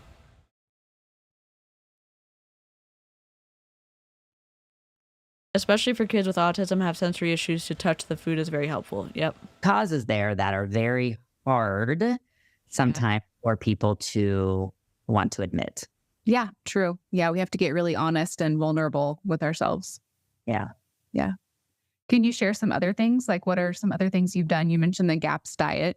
Yes. So we started with the GAPS diet. At the time, he was in a lot of speech therapy and OT. He was doing in upwards of, some days were 8 hours, some days were 6 hours, and that was 5 days a week. And then we made a really good relationship with a couple of the therapists at the center. And this is another little tidbit I'll just encourage parents is you're the one in charge. Like, the problem is the gold standard today, just like pediatrics has said, oh, the gold standard is vaccines. Well, the gold standard for therapy is something called ABA, or applied behavioral analysis. That is probably one of the worst things that you can do for your child, is put them in ABA. But they're going to do that. They're going to force you to do that. They're going to say, well, that's all that's available. So what you have to do is you have to be really careful of who you're choosing for your child, and that you're the one directing what the goals are that you want. So I always recommend parents to go research Floor Time Therapy by Stanley Greenspan, and you implement Floor Time Therapy, and you tell the What the hell is Floor Time Therapy? Please hold. Oops. Floor versus ABA therapy. Floor time and applied behavioral analysis are both therapies that can help children develop, but they differ in their approach and focus. Floor time is a child-led, relationship-based therapy that focuses on emotional connection and development. Floor time is often playful and takes place on the floor, where the adult follows the child's lead and uses the child's interest to encourage interaction. The goal is to help children develop healthy relationships with their caregivers and the world around them. ABA is a therapist-led, behaviorally based therapy that focuses on changing specific behaviors through rewards and consequences. ABA sessions are typically scheduled with specific skills in mind, such as teaching activities of daily living. The goal is to help children improve their ability to function independently and learn new skills. Both seem cool. Controversial. ABA sometimes is controversial for its emphasis on reward-driven behavior modification. Some autistic adults have reported that ABA was extremely traumatic for them. That's good to know. ABA has more evidence for use than floor time. The American Psychological Association considers ABA an evidence-based best practice treatment. But that's good. I mean, that's good to know.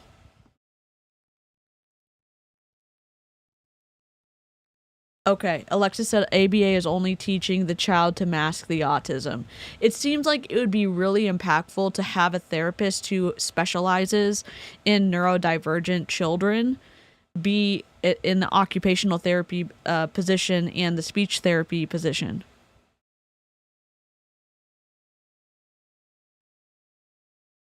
Right? Because I will say working with a therapist who specializes in autism and ADHD has been really impactful and helpful and life-changing for me.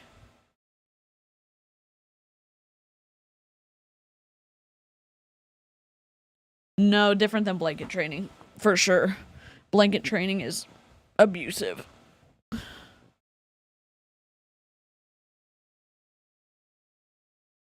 Therapist? No. Let's go. I mean, I don't care what you've been trained in college. This is what I'd like you to do with my child. And if you're not willing to do that, then we're going to find another therapist. So you're always in the driver's seat, always. These therapy centers are not used to that. So just be ready. When you're the squeaky wheel, you're going to get pushback, but they have no legal authority to do that. Yeah. So we found a therapist there that we made a really good relationship with, and we actually just hired her on the side and said, hey, can you come to our house a couple days a week and work with him for a couple hours? So I always say, look for that opportunity too with parents, because therapy is important, but it's the right kind of therapy. That's good. So in the beginning, it was mostly food interventions and therapy. And that's actually where we saw a lot of the big initial gains, was just working on his gut and just helping his body to become more nourished and healing all of those holes that were happening in the gut. So going off gluten, going off dairy, soy, corn. I mean, basically eating. Oh my God. Keto in a way. One of the things, and though, we did implement. one of the things it seems like he may have experienced some relief if he did have any sensitivities, because if you're stimulated, if you're externally and internally stimulated, one, sometimes they can like go together. I'm trying to explain how this happens, but like right now the lights are like, I'm oversensitized because I feel really anxious about what she's saying, and I'm trying to divert my anxiety with this, but I would also put on my sunglasses right now if I was listening to her by myself. So I'm just going to close my eyes when I talk.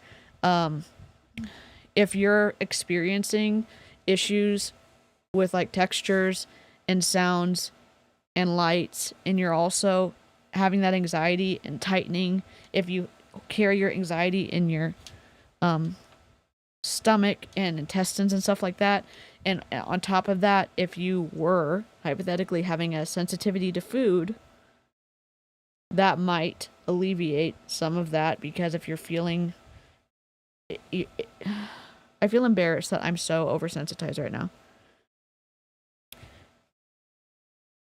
She may have stumbled onto something that helped alleviate, not just I'm really overstimulated and I'm also holding my anxiety in my stomach, and also my stomach doesn't feel good because I have a sensitivity to a food, maybe.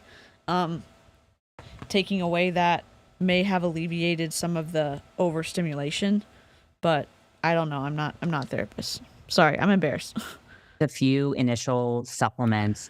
We saw a biomedical doctor at the time. It was one of Jenny McCarthy's doctors that she recommended, because of course I wanted the best.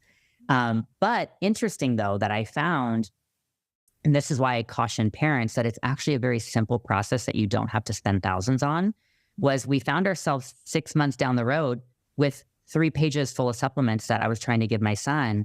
And one morning I woke up and I looked at the refrigerator where all of his supplements were listed out, so that if my parents were there, they knew what to do. If my husband was there, he knew what to do. And I looked at it and I just thought to myself, how can his body process all this? And so that's when it hit me.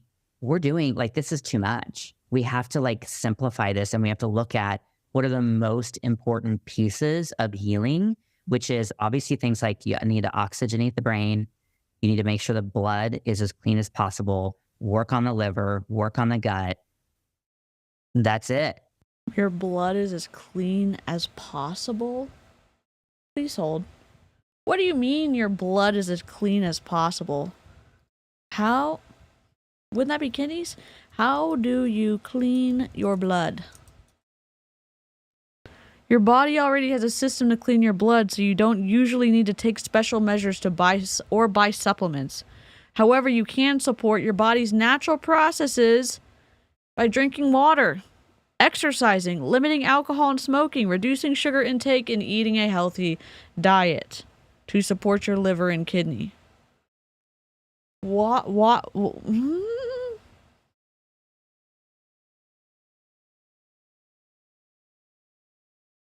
Keeping your cells hydrated so they can transport toxins out of your body.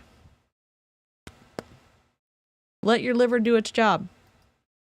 Like box breathing and drinking water? Okay. I'm confused. I mean, it's simple. And of course, remove toxins from the home. That was one of the later steps I did because I was still clinging to my Clorox because I grew up that way. But I didn't realize that was actually causing his so-called asthma. I love that you're sharing the changes that you made along the way. Like you'd start something, and if it wasn't the right fit. His so-called asthma. Content warning. My coach.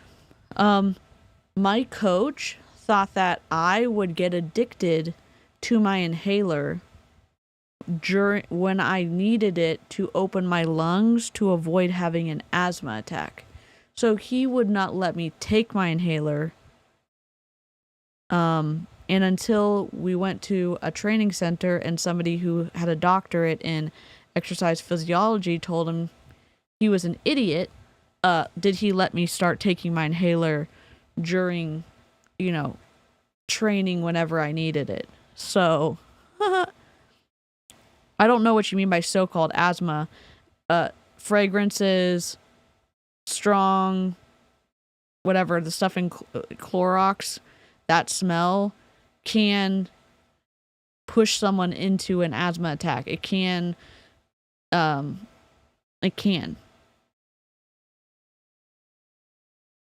His so-called asthma. I don't understand. That you were willing to.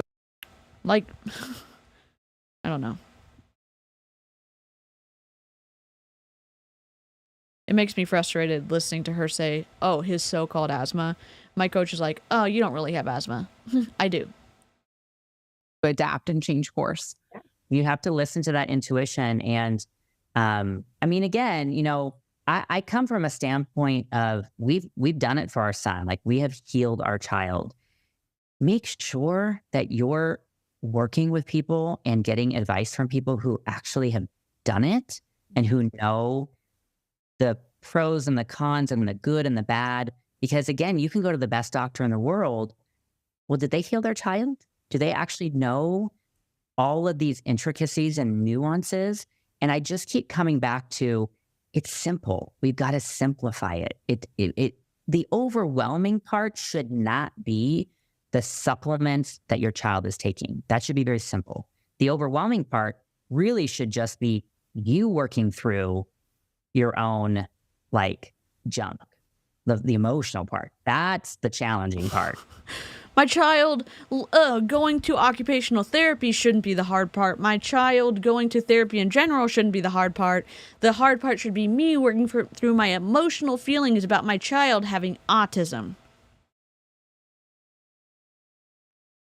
God. The ego. The self-focus is wild. You forced your child to mask. You didn't heal him.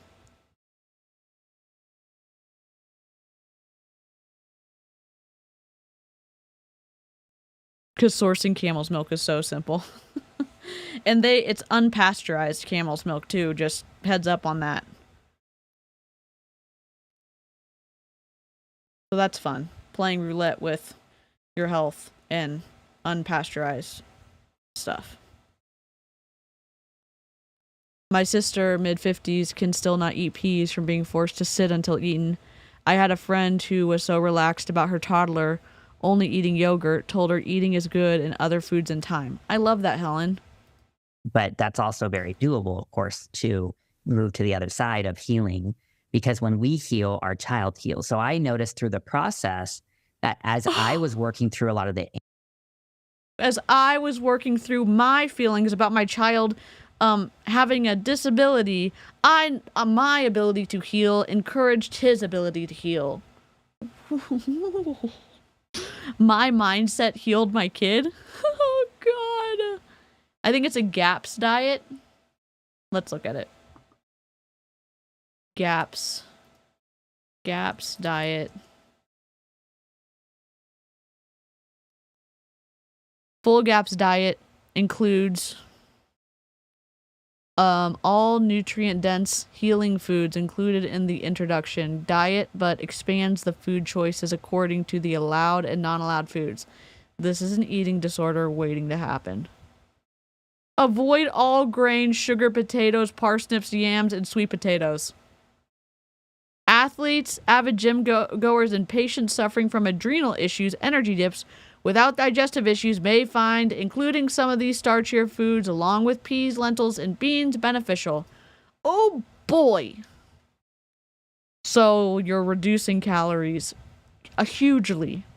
Best foods to consume on full GAPS are eggs, meat, stock, fish, shellfish, fresh vegetables and fruit, nuts, seeds, garlic, and olive oil. No butter. Fuck the butter. No bread. Meat should be fresh or frozen from high-quality sources. Avoid smoked, canned, and processed meats. Fish and shellfish should be fresh or frozen from wild-caught sources. Avoid farmed seafood. Avoid predator fish, including shark, tuna, halibut, swordfish, and mackerel. Why? Why are we avoiding tuna? Huh? Justice for the potatoes. Cooking should only be done with animal fats, coconut oil, or ghee. Plant oil should be cold processed and organic, consumed raw. Never cook with these unstable, fragile oils. Baked goods and fruit should be limited to snacks between meals. Yeah, boy, those baked goods, you're fucked. No fruit for you either. Only for snacks. Foods to avoid. I have no idea what this stuff is. Apple juice? No apple juice for you. Amaranth, arrowroot, aspartame, astragalus, baked beans, baker's yeast, baking powder, and rising agents of all kinds. Baking soda can be used for specific medical issues. View the FAQ section. Balsamic vinegar, barley, bean flour. This is stuff to avoid. Beer. Bee pollen, irritating to a damaged gut. Bicarbonate of soda. Buttermilk, cannellini beans, canned vegetables and fruit. Oh, God. Oh, my God. Turkey loaf. Rye, ricotta cheese, rice, quinoa. 60% starch. You don't want starches. Ice cream. No ice cream for you. No hot dogs for you. No Gruyere cheese. Nope. What the hell is this? Potato salad, French fries, mashed potatoes, mac and cheese, and maybe a protein. Love that, Jessica. I knew we were besties for a reason. Let's go. anger I had towards the pediatrician, the neurologist, the shame that I felt, because shame is very different than guilt. As I started to heal that in myself and heal. What shame? You think you gave your kid autism? I mean, I think it's genetics. I think it's a genetic. I don't know. It's part of who you are. So you felt shame because you think your kid is less because he's autistic? I mean, my parents aren't ashamed of me.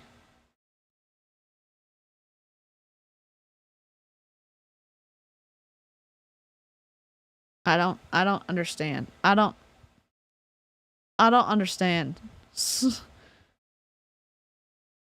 My body. I didn't realize how bad I was eating.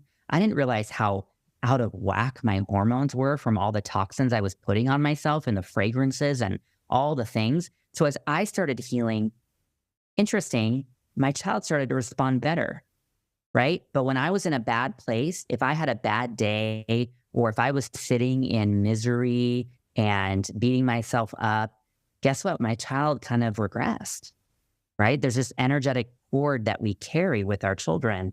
So we have to heal ourselves alongside our children too, and the whole family. Like we all did gaps. We all changed how we approached. Yeah, here we go. Live chat. Or replay crew. Let me know what your safe food is. Let me know what your safe food is or what your favorite food of all time is. Mine is 1, 2, 3, 4. My safe food right now is macaroni and cheese. And my second probably safe food is a loaded sweet potato, but like with sour cream, cheese, butter, meat, like a baked potato, but a sweet potato instead. Chives, maybe bacon bits. That's probably my safe food. What kind of... I like extra sharp white cheddar mac and cheese, and I also like regular Kraft, like the yellow mac and cheese. I don't really like Velveeta. The texture is kind of hard for me to eat. My current safe food is ice cream or garlic nuts. Fried eggs on toast. Ooh, I do love avocado toast on sourdough bread.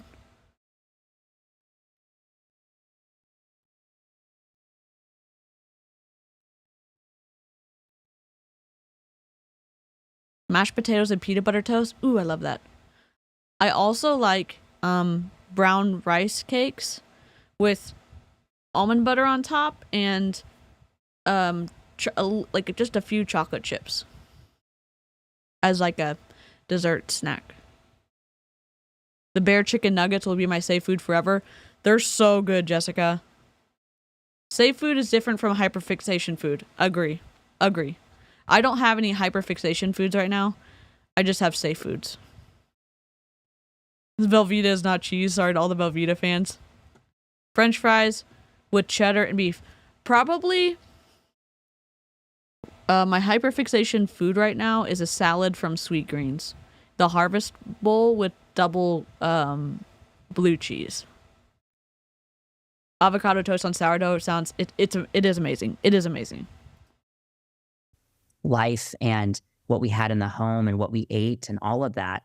So yeah, there was a point in that process where I needed to do a big pivot because he had made some gains. He was doing well, but there was something still missing. And the piece of it was he was on way too many things that didn't make sense for him.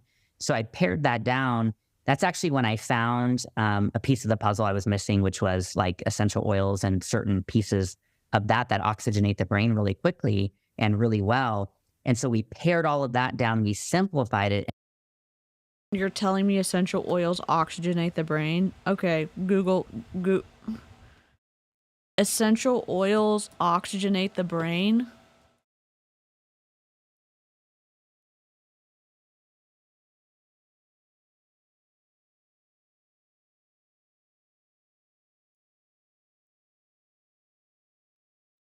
Cypress essential... Oh, this is not even... Where's...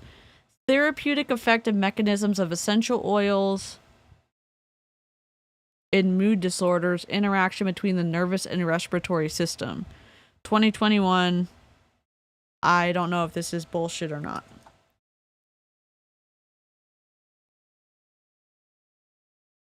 I'm linking things as I go on the replay crew if you open up live chat. I'm trying to link things either from the NIH or Cleveland Clinic or the Mayo Clinic or .org things. I'm not saying those are always the best, but I'm not trying to go to like a blog post and grab stuff. And I don't even know if this is about oxygenating the brain. How do you oxygenate the brain? That's a better question.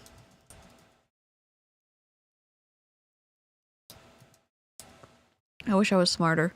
The brain gets oxygen from the blood, which is delivered by the carotid and vertebral arteries in the neck. The brain's oxygen system is finely tuned to respond to demands and includes blood flow. The brain's circulatory system responds to shifts in demand.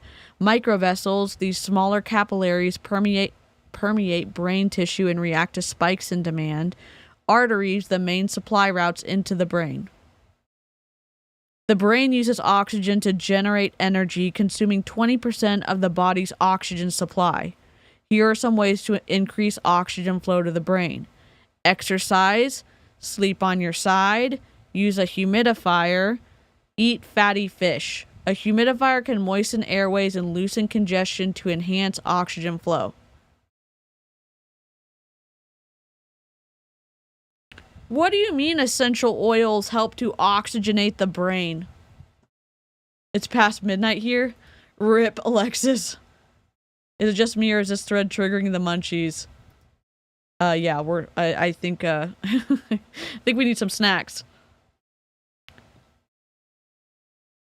Some of these essential oils were bad for my asthma. I'll tell you that right now. I don't think she gives a shit. Or his so-called asthma, so she doesn't care. It doesn't seem like she cares. And did a different approach. And then we implemented the raw camel milk, which I found, and he just took off like a rocket. Like, it was incredible, the gains that he had and the healing that he experienced. But this was over the course of like 3 to 4 years, though. Mm-hmm. And so I think that's where parents need to understand that too, is you're going to have these peaks and these valleys. Mm-hmm. The goal is, with young kids, I say, you know, they're most malleable before the age of 6. So the most that you can do before the age of 6 is important. It's absolutely important. It doesn't mean that an older child can't heal. They absolutely can. An adult with a diagnosis can heal. I mean, people heal every single day of autoimmune diseases and cancer and all these things that they say you cannot heal from. But when you're going through this process, most of the time it starts at 2, because that's their magic number. Is they want to, all of a sudden it's like, ooh, you turn 2, you have autism. Like, does that even make sense? Yeah, it does make sense, because as doctors have information, because doctors, psychologists, psychiatrists, whatever, have information en masse about milestones that kids are supposed to make. And at the age of 2 or around 2, you can see if it's delayed better at that age than at an earlier age. And sometimes it's even, you can see it at an earlier age. Jodi's saying, like, that doesn't make any sense. What are you talking about? Referring to your child as malleable in this context is disgusting. It is disgusting, especially after what she did with the food stuff. Am I wrong about that? Like, am I wrong about, in general, having the kid, 2 to 3 years old, or starting to, because they start talking around that age, or not talking and not meeting milestones, that it's more visible? Jodi's like, that doesn't make any sense. Camel's milk doesn't make any sense. Right? But that's how they dupe parents into, well, that's just when it tends to happen at 2, because we can see the markers at 2. No, you could have seen the markers when they were a day old and got the hepatitis B shot when they were like hours old in the hospital, right? So where is the information that says that the hepatitis B shot causes autism? Where are the studies that show en masse, if everybody who got the hepatitis B shot as a baby was autistic, they may do studies and say, like, holy shit, let's not do that.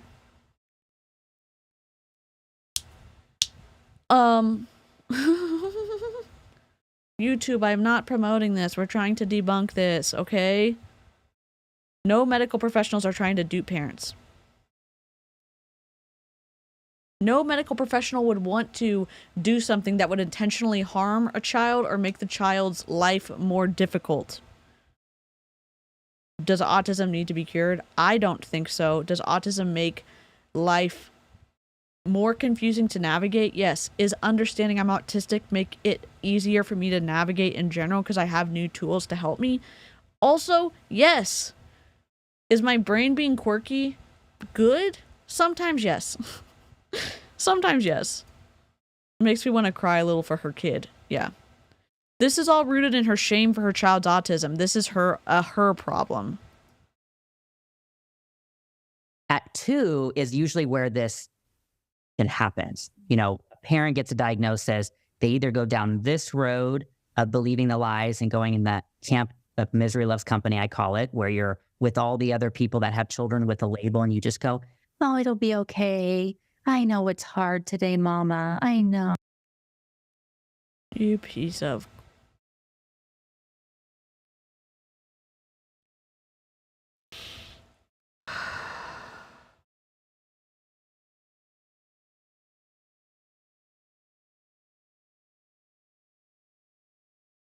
Your condescension is disgusting, Jodi.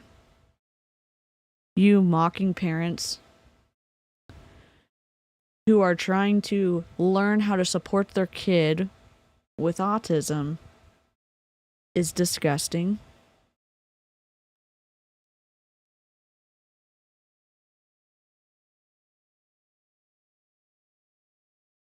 And it's not a misery loved company, it's a community coming together and saying, okay, and yeah, some communities can be more productive than others.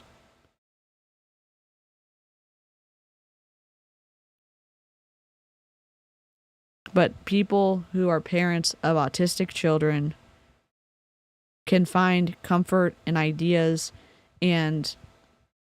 from other parents of autistic children that may help support their children more. She's saying that autism can be cured, and those parents who don't believe that are somehow inferior to her. Welcome back, Nikki. Oh, or you go this road where you go, I'm going to buck the system and I'm going to heal my child. So it takes, there's a long timeline there, but in our mind, I feel like a lot of times we go, well, it should take 6 months. Or, oh, well, why isn't my child healed yet? I just started this protocol 2 weeks ago. Why aren't they healed yet?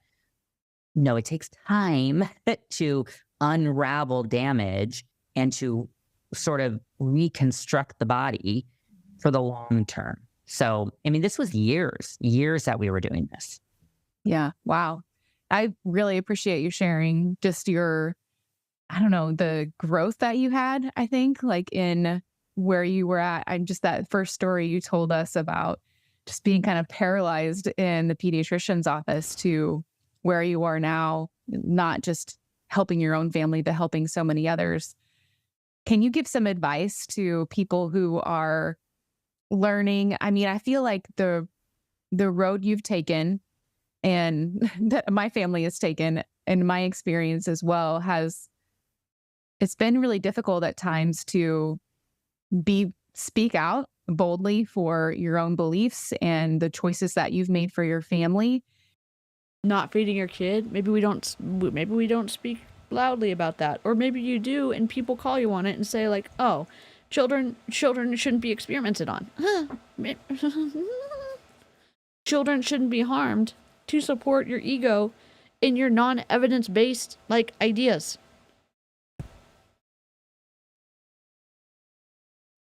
It would be one thing, for example, breastfeeding, and if you eat a certain food, it causes your kids maybe distressed after they breastfeed, and you're like, oh, I shouldn't eat that food because it's easy to change and it's not harming your kid because your kid's still getting breast milk. You know what I'm saying? So if you feed that way, that would be something where it's like, oh, that makes sense, and it doesn't harm your kid because you're saying, oh, when I eat this, it impacts them potentially negatively. So I'm not going to eat it, but I'm still going to eat something so my kid can eat. Boo fucking who. Your life is so hard because your kid is autistic. I'm stress crocheting right now. I'm making like a reusable grocery bag. I'm upset about what she's saying, and I'm having a hard time keeping my... Sometimes when I get anxious like this, I have a hard time communicating, which is why I'm closing my eyes when I'm talking. And I'm embarrassed that I'm stuttering some and that I'm having to close my eyes. And so I guess, how do you gather that courage in yourself and speak out boldly for the health of your family? Yeah, I feel like, that's such a good question to bring up, because when it comes to using your voice and what I call like Cool. standing in the gap for your child. Speaking of autism, Mickey Atkins made a really good video recently. I love Mickey Atkins. I'll have to check it out. So Thank that you, means Alexis. you have this over here, which is all the noise and the world and the negative people. And guess what? That's friends and family sometimes. Yep. That's a lot of times family that just doesn't understand what you're doing because they are so entrenched in the system, and they literally cannot fathom the fact that the system could harm your child. Yeah. They think all of this is set up to keep you healthy and to keep you safe. And so you get a lot of it actually from family. I feel like in the beginning, most people don't tend to go straight to social media and start speaking out, because that's very, very scary, because that's when you start to get a lot of the random trolls and the hatred. So when you stand in the gap, it's like you're literally the firewall. You're the brick wall between all this noise and your child over here that needs help, that is counting on you to heal them. And I know that sounds really strong. Your kid was counting on you to feed him, and you made him wait to eat until he decided to mask enough to be able to eat the only food that he knew he was going to be able to get, because you withheld comfort food from him so that he would be, and you make this stand about floor therapy versus ABA therapy, but you literally did the reward consequence system with his food with him, and then you try to go on your high horse and say floor therapy is the way to go. Fuck that. But that really is, in essence, what is happening is your child is helpless, truly helpless. Your child is counting on you to stand in the gap. Your child is counting on you to feed them, keep them from harm, help them learn how to navigate the world, maybe with restrictions or limitations that they have either with their body or their mind. And I don't know. That's just like, you get to eat because you don't, and food shouldn't be a punishment. Food should not be a punishment. I don't know. I don't want to get into the, not the mob mentality, but we don't have any necessarily like evidence. I wouldn't feel comfortable doing that at this point. And I always want us to be calm and collected and, about what we use our platform for. So if we keep an eye on her and we keep learning information, that may be one thing. But I want to be very careful how we tread forward, because that's just what I want to do. But that's my perspective on it, even if it's the unpopular opinion. And to be that voice for them. In the very beginning, the first step is understanding what it means to stand in the gap. I think that's the very first step, because if you can just stand in the gap for your child every day, you are using your voice without even knowing it. When you have somebody in your family that says, oh, come on, honey, like, listen, this will be the grandparents. Every time it's the grandparents. Oh, honey, can't he just have a little piece of bread and some goldfish crackers? Oh, come on, it's not going to hurt him. How can you keep him from ice cream? Like the grandmas, right? They just don't understand. And so you have to know that they're coming from a different place in life. They're not trying to say that to make you sound like you're crazy. They truly just don't understand. And so that's where you start to begin to grow. Your resolve is actually with family and friends first. And I always tell people, I recommend, in my experience, because we went through this with family where we had to do some boundaries, is that you're not trying to convince anybody of anything. You will actually never convince somebody that vaccines are poison if they're not willing to see that themselves. You have to continue to do what you know is right for your child and put those boundaries up. And so if grandma is saying that. And I go, oh, I know. Wouldn't it be so nice if he could have some ice cream? But you know what? It actually would make him sick. It actually. So how do you like process through the fact that we've obliterated, I think it's smallpox. I know, I'm like getting nervous. Vaccine did that.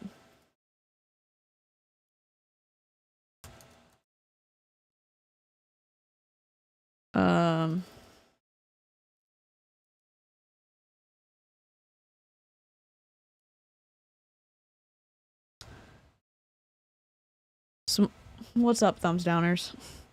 Smallpox was eliminated in 1980 because of a vaccine. I'm not saying there's not vaccine injury, and I'm not saying that there are individuals who are harmed by vaccines. I'm saying that the people who don't have issues with vaccines can take them to protect the vulnerable people who can't take the vaccines. Does that make sense? That's just my perspective. Also polio.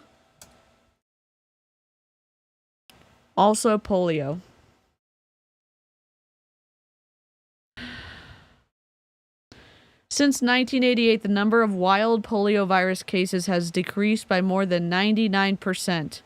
Wild poliovirus type 2 was eradicated in 1999, and wild poliovirus type 3 was eradicated in 2020. As of 2022, wild poliovirus type 1 remains in Afghanistan and Pakistan.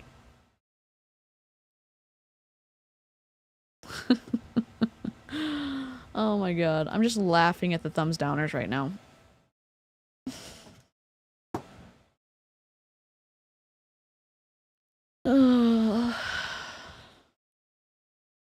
Maybe it's just a fluke. All right, let's go. She would make him sick, and I just really don't want him to get sick right now. You know, like, you have to do it in a way that they understand. Yeah. And through your actions is how they come along. And that's how my family came along. So we have much more impacts than we realize. For the majority of people, your voice is within your bubble of advocating for your child in therapy or advocating for them in school, advocating for them with family members. Like, that's really where you're using your voice. Yeah, I agree. I have found that knowledge and, you know, educating myself and doing my own research, like, those are the kinds of. Oh my god. Evidence-based research or just research? Are you a scientist? Or are you doing reading? That's just my opinion. You can read something if you're doing research that is a lot different. Amy's doing her research for her dissertation. Militia is reading about stuff. I'm rage crocheting right now. I got the vaccine for the whooping cough, and I got whooping cough and almost died when I was a teenager. So, I'm not saying vaccines don't work. I'm saying that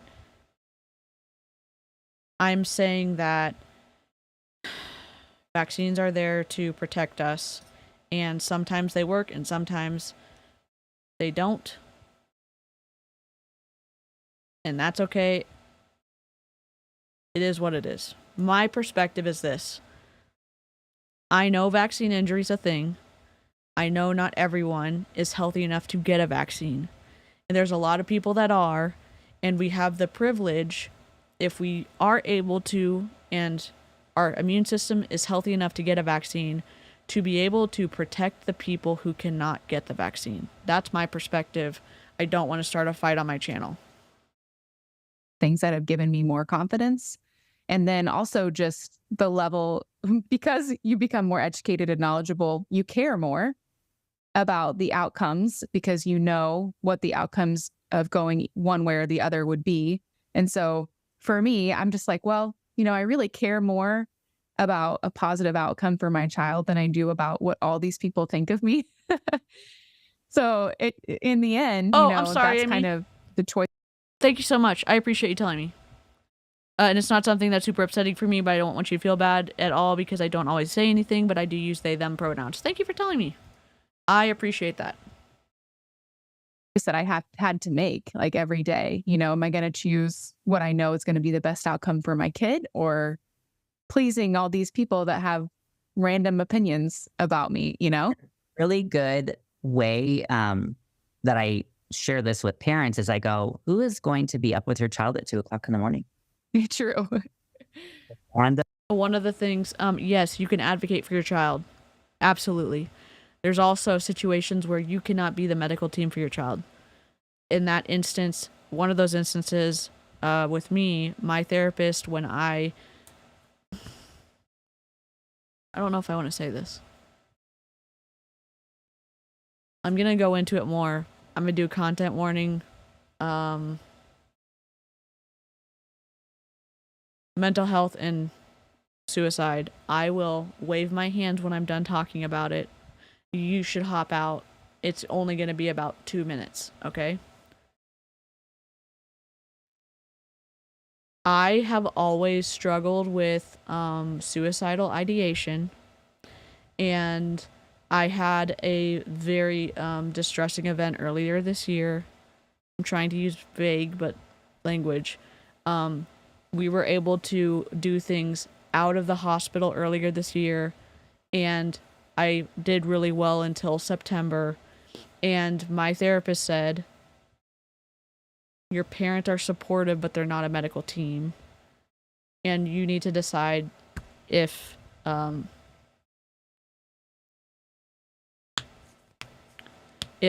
the purposes of you continuing to live, you want to do that. And if you are going to do that, you need to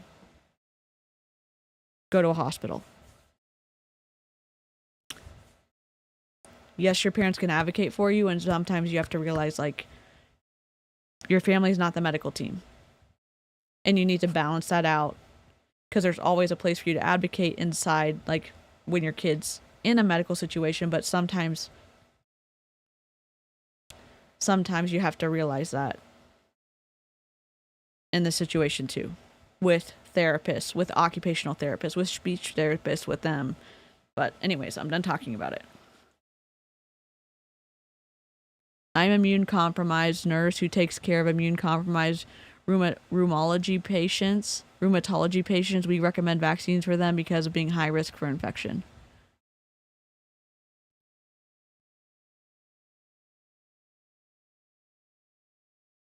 Yeah, we try to be inclusive, and if I say the wrong thing, normally I can catch myself and apologize, but now that I know, I like to know, especially live chatters, if you're here, if you can help me out. Sometimes there's a lot of people here, sometimes there's not, but that was a super kind way that Amy did that to let me know about their pronouns. So Some troll on social media, the pediatrician, even a family member, who is going to have to come to your child's rescue? Nobody but you. Sometimes the medical team. Yeah, nobody. So care. Yeah. So what are some first steps that you would recommend for parents listening that have a child with a chronic illness or a debilitating diagnosis or anything like that? What would you recommend as steps that they could take to try and help their child? So the first step, actually the very first step, and we've kind of touched on this a little bit, is really working through that emotional part first. This doesn't have to take, God. like, intervention for the child. Like, you can take your emotions and be the adult and put your big person pants on and say, my child needs assistance. I can set aside my emotions and regulate myself separately. I'm going to get my kid help. I can step in and get my kid help from a therapist, occupational, speech, get him into a doctor, deal with the emotions first. No. Are you kidding me? I want to feel really good about, accepting the fact that my kid has a disability. So I'm going to wait until I feel good enough about it before I'm going to get them help. My God. Long, but meaning you're just recognizing, oh, I'm carrying some shame and guilt. And is that stopping me from making the changes I know I need to make to help my child heal? what's going to stop you? Taking your kid to the doctor?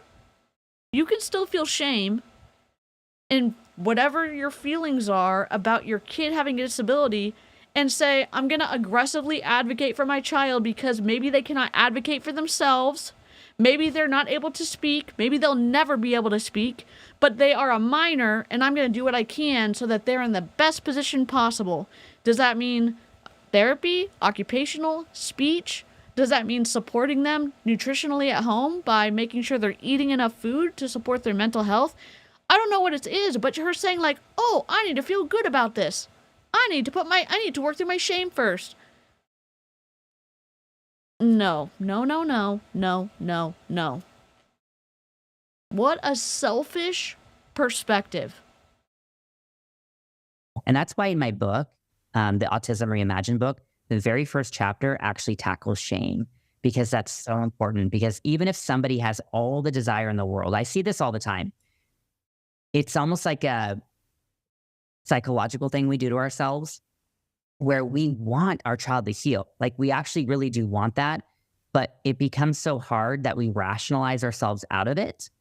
And we tell ourselves lies, or we believe lies, so that then we don't have to do that work. So that emotional part is actually the very beginning process, is working through and identifying, do I feel guilt and shame over this? And I'm going to release that, and I'm going to let go of that. And what's most important right now is that we heal. So that's the first step. The second step always is doing a assessment of the lifestyle. What I have found in many conversations is I'll ask the first question, I'm so curious, what does your child eat? And what I'll get back is, oh, we eat generally healthy. What does that mean? Yeah. Right? So this is, again, in this world we live in, we'll label a grouping of things as, well, we eat pretty healthy. Okay. Oh my God. When I was, and this is not for everybody, this is me. When I was so sick last year, I was working with Kat Benson, a registered dietitian, and as we were problem solving and working through stuff, we went low FODMAP, but also being inclusive and including things that were my safe foods, safe textures, my drinks, all that other stuff. And we kept adjusting and tweaking until I could keep my food down, which is kind of important just to make sure you're getting your nutrition in. But Miss Ma'am, who's not a registered dietitian, Jodi is not, she's going to say, oh, you need to do the GAPS diet. Why? Why? I'm just asking why? What is her definition of healing her autistic child? Are they finding ways to hide their stresses at fitting in with her family dynamic? Yep. That's what I did for a long time. I'm still doing it, but I'm trying to unmask as I become more self-aware of things that I've done to like hide and fit in group settings. Which means, for the most part, in our fast-paced, sad American diet world, that they're probably going through the drive-thru a couple times a week. They're probably cooking with processed oils. They're processed oils. Oh boy. Probably consuming a high amount of gluten, because that is the number one root cause problem of every single illness today is hybridized wheat. Not eating good fats and being duped into the fact that fat is bad for you still, and it's high in sugar. So those are your root problems. And so then you start to look at a child's diet, and even if they say, well, we eat generally healthy, you start to peel back those layers and you look at, well, actually their diet is like 80% carbs, minimal protein, and very little good fats, and a lot of sugar, because sugar is hidden in all of those carbs and all of the condiments and all of the fast food and all of that stuff. So very honest assessment of food is your first step, and changing and adjusting that to be very high in good fats and protein, still having your complex carbohydrates, but from a non-hybridized source. So that's going to be more of your healthier grains, your einkorn, spelt your fermented sourdough. I am not against grains. Oh, guess who sells einkorn? Young fucking Living. I'm sure other people sell it too. God. She's not a dietitian. She is not a dietitian. She's Dr. Mom. The deeper voice that we're hearing is not the host that we see on this picture.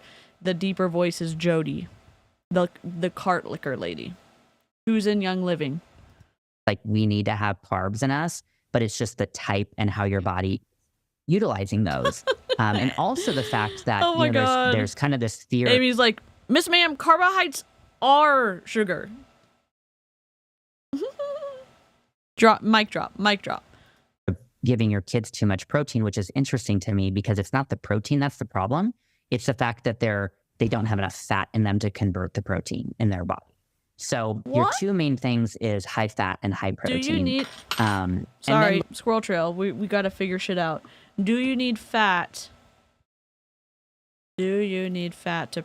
Does your body need fat to process protein? No! You don't need fat to process protein, but the type and amount of fat you consume can affect how quickly your body absorbs protein. Interesting. Protein absorption, consuming protein with high amounts of fat can slow down the rate at which your body absorbs protein. This is because fat slows down the rate at which food is broken down and absorbed. She was saying something completely wrong. Fat doesn't help you absorb protein, it slows it down. Protein digestibility. The fat content in food can affect protein digestibility. For example, increasing the fat content in pork and chicken protein significantly improved their digestibility, but had no effect on casein and soy protein. Okay? So it helps digestibility, it doesn't help with absorption. It slows down absorption, but it helps your body digest the protein, I guess. High fat can affect the solubility, hydrophobicity, and secondary structures of protein. For example, protein solubility is reduced in high fat conditions. So what she's saying is wrong? It's kind of the opposite of what she said?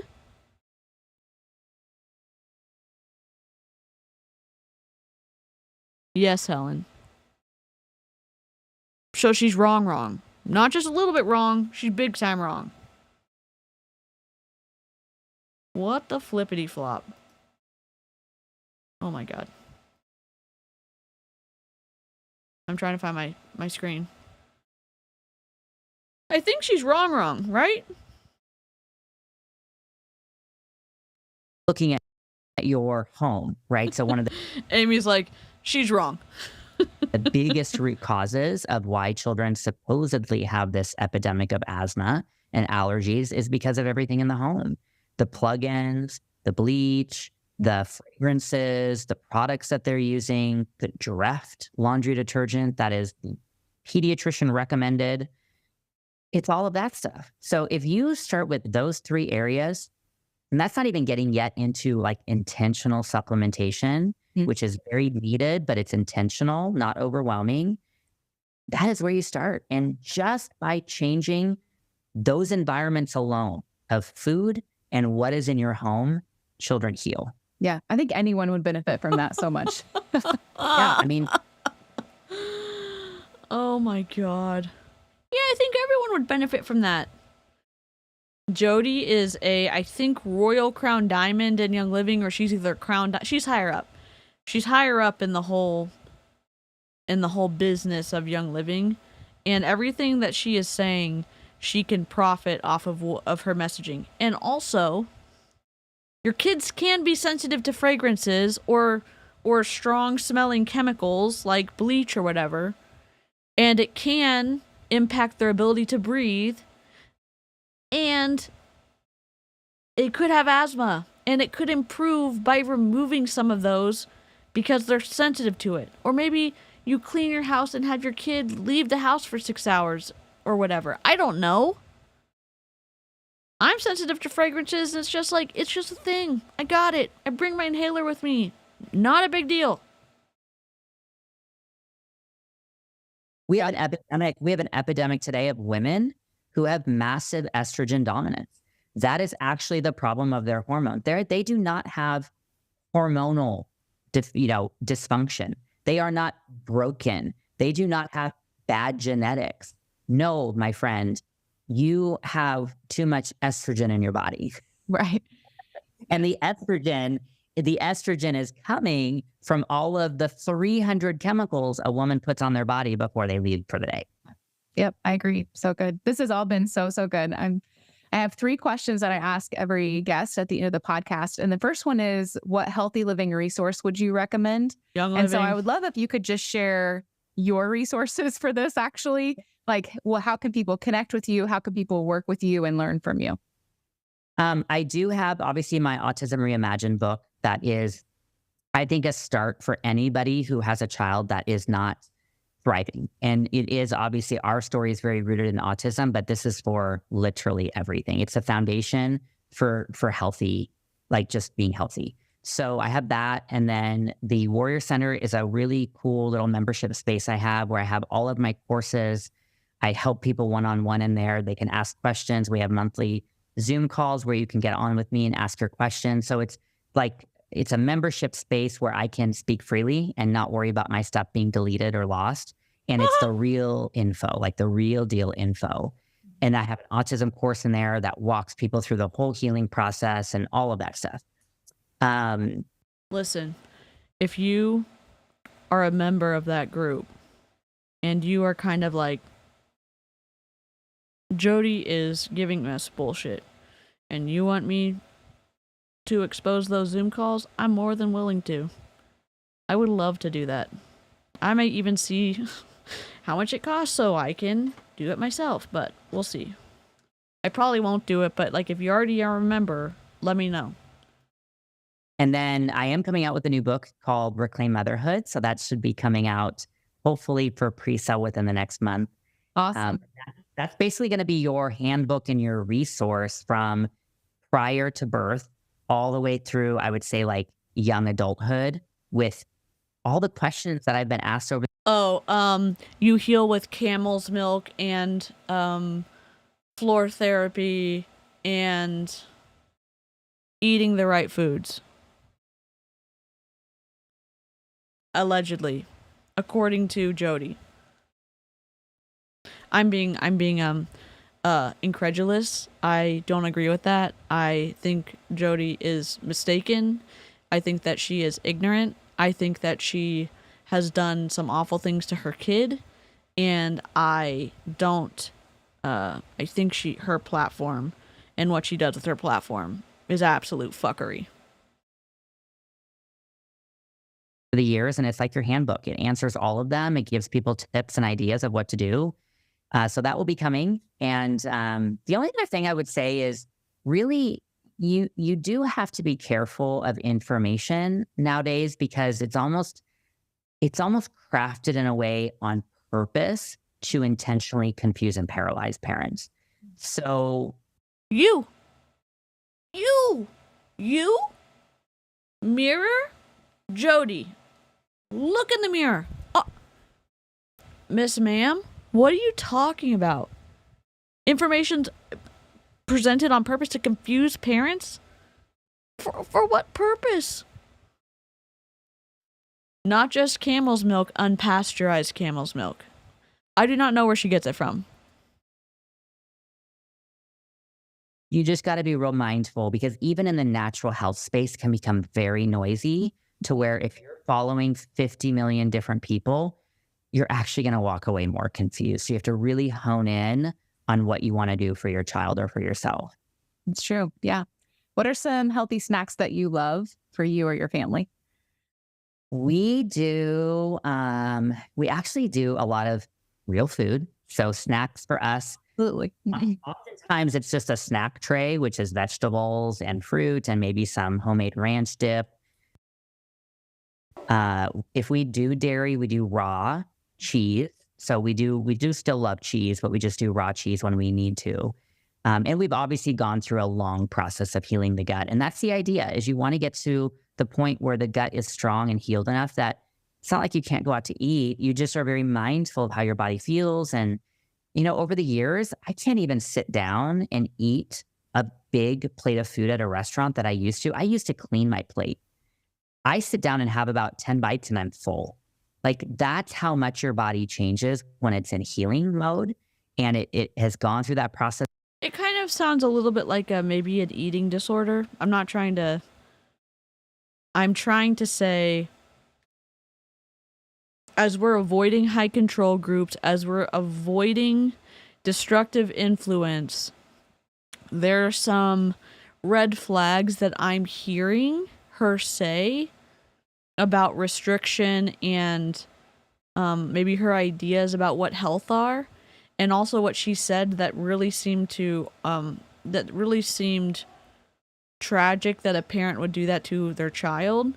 There's concerning things that I'm hearing as just a citizen of the world and running my mouth on the internet. Of healing the gut is you know how something's going to make you feel. And so you start to make better decisions and choices, and you're more in tune to your body.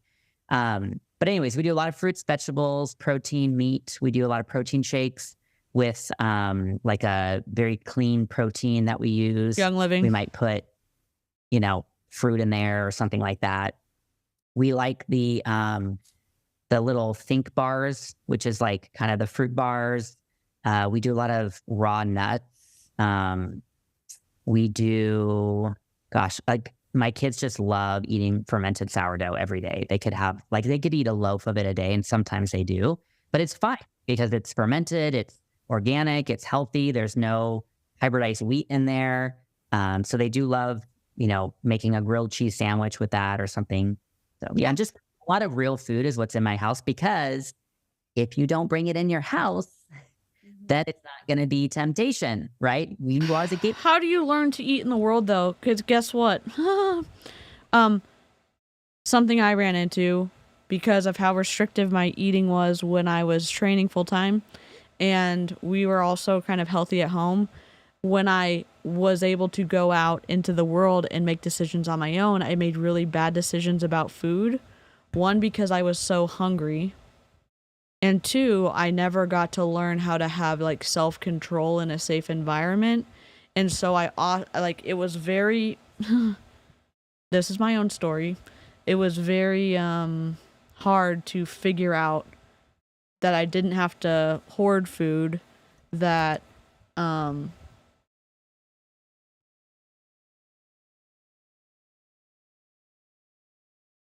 about how to be, like she's saying, but different, be mindful with eating and knowing that I can enjoy food, and how to enjoy food that I never had access to growing up.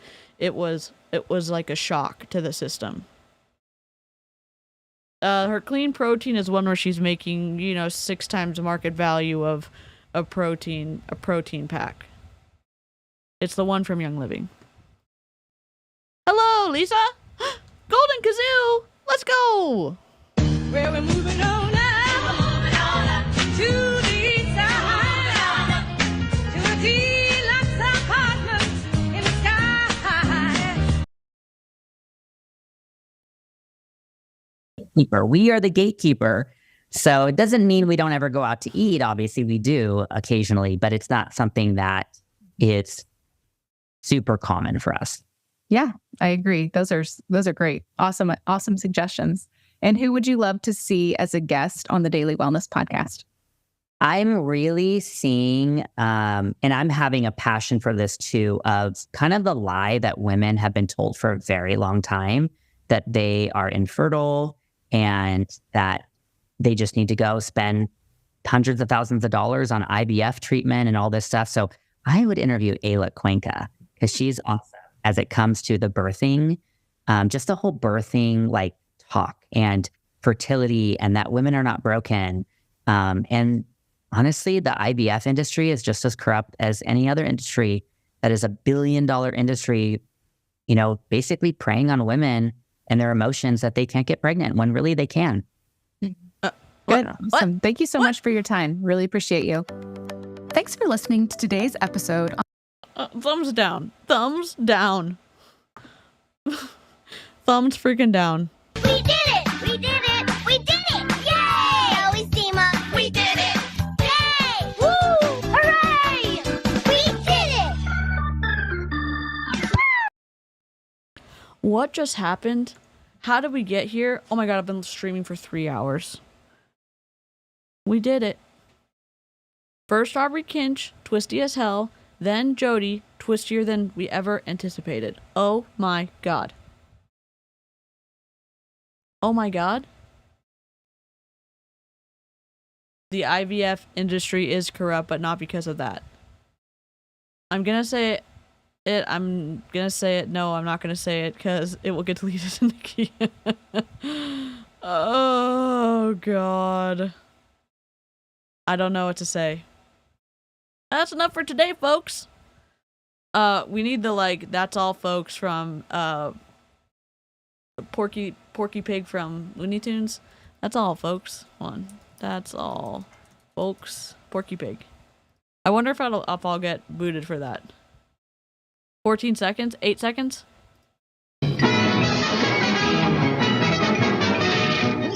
That's all, folks. Okay. We're gonna try this. Hold on. Copy. Download. Sorry, we're going on a creative detour right now. Downloader.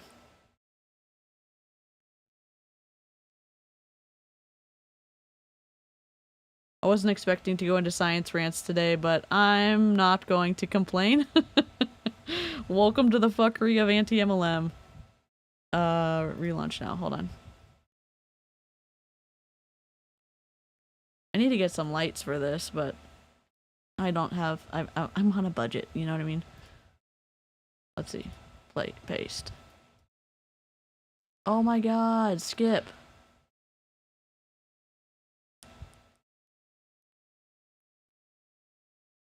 So the first chapter of her book is Don't Feel Shame as a Parent. Agree that was it something I did as a parent is toxic. But her reply is, it is your fault, but don't let professionals bully you. Yeah, it's twisty as hell.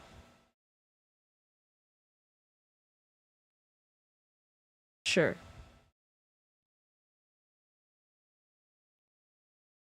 Oh, fiddlesticks. Let me try this one.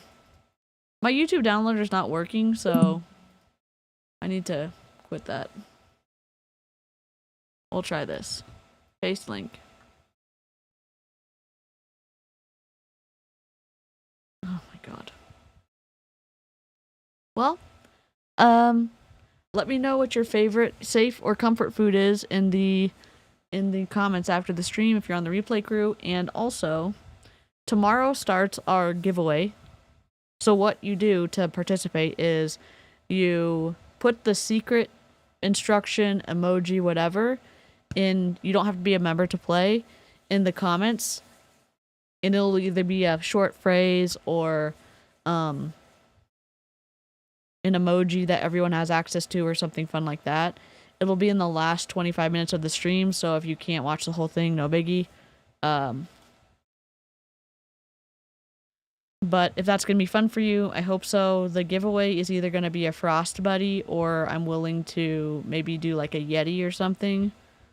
But, okay, where's my download? On the desktop. Alright, hopefully we don't get booted. OBS. That's all, folks. Alright. We're gonna put a new scene in. And then we are going to play the ending. No. New.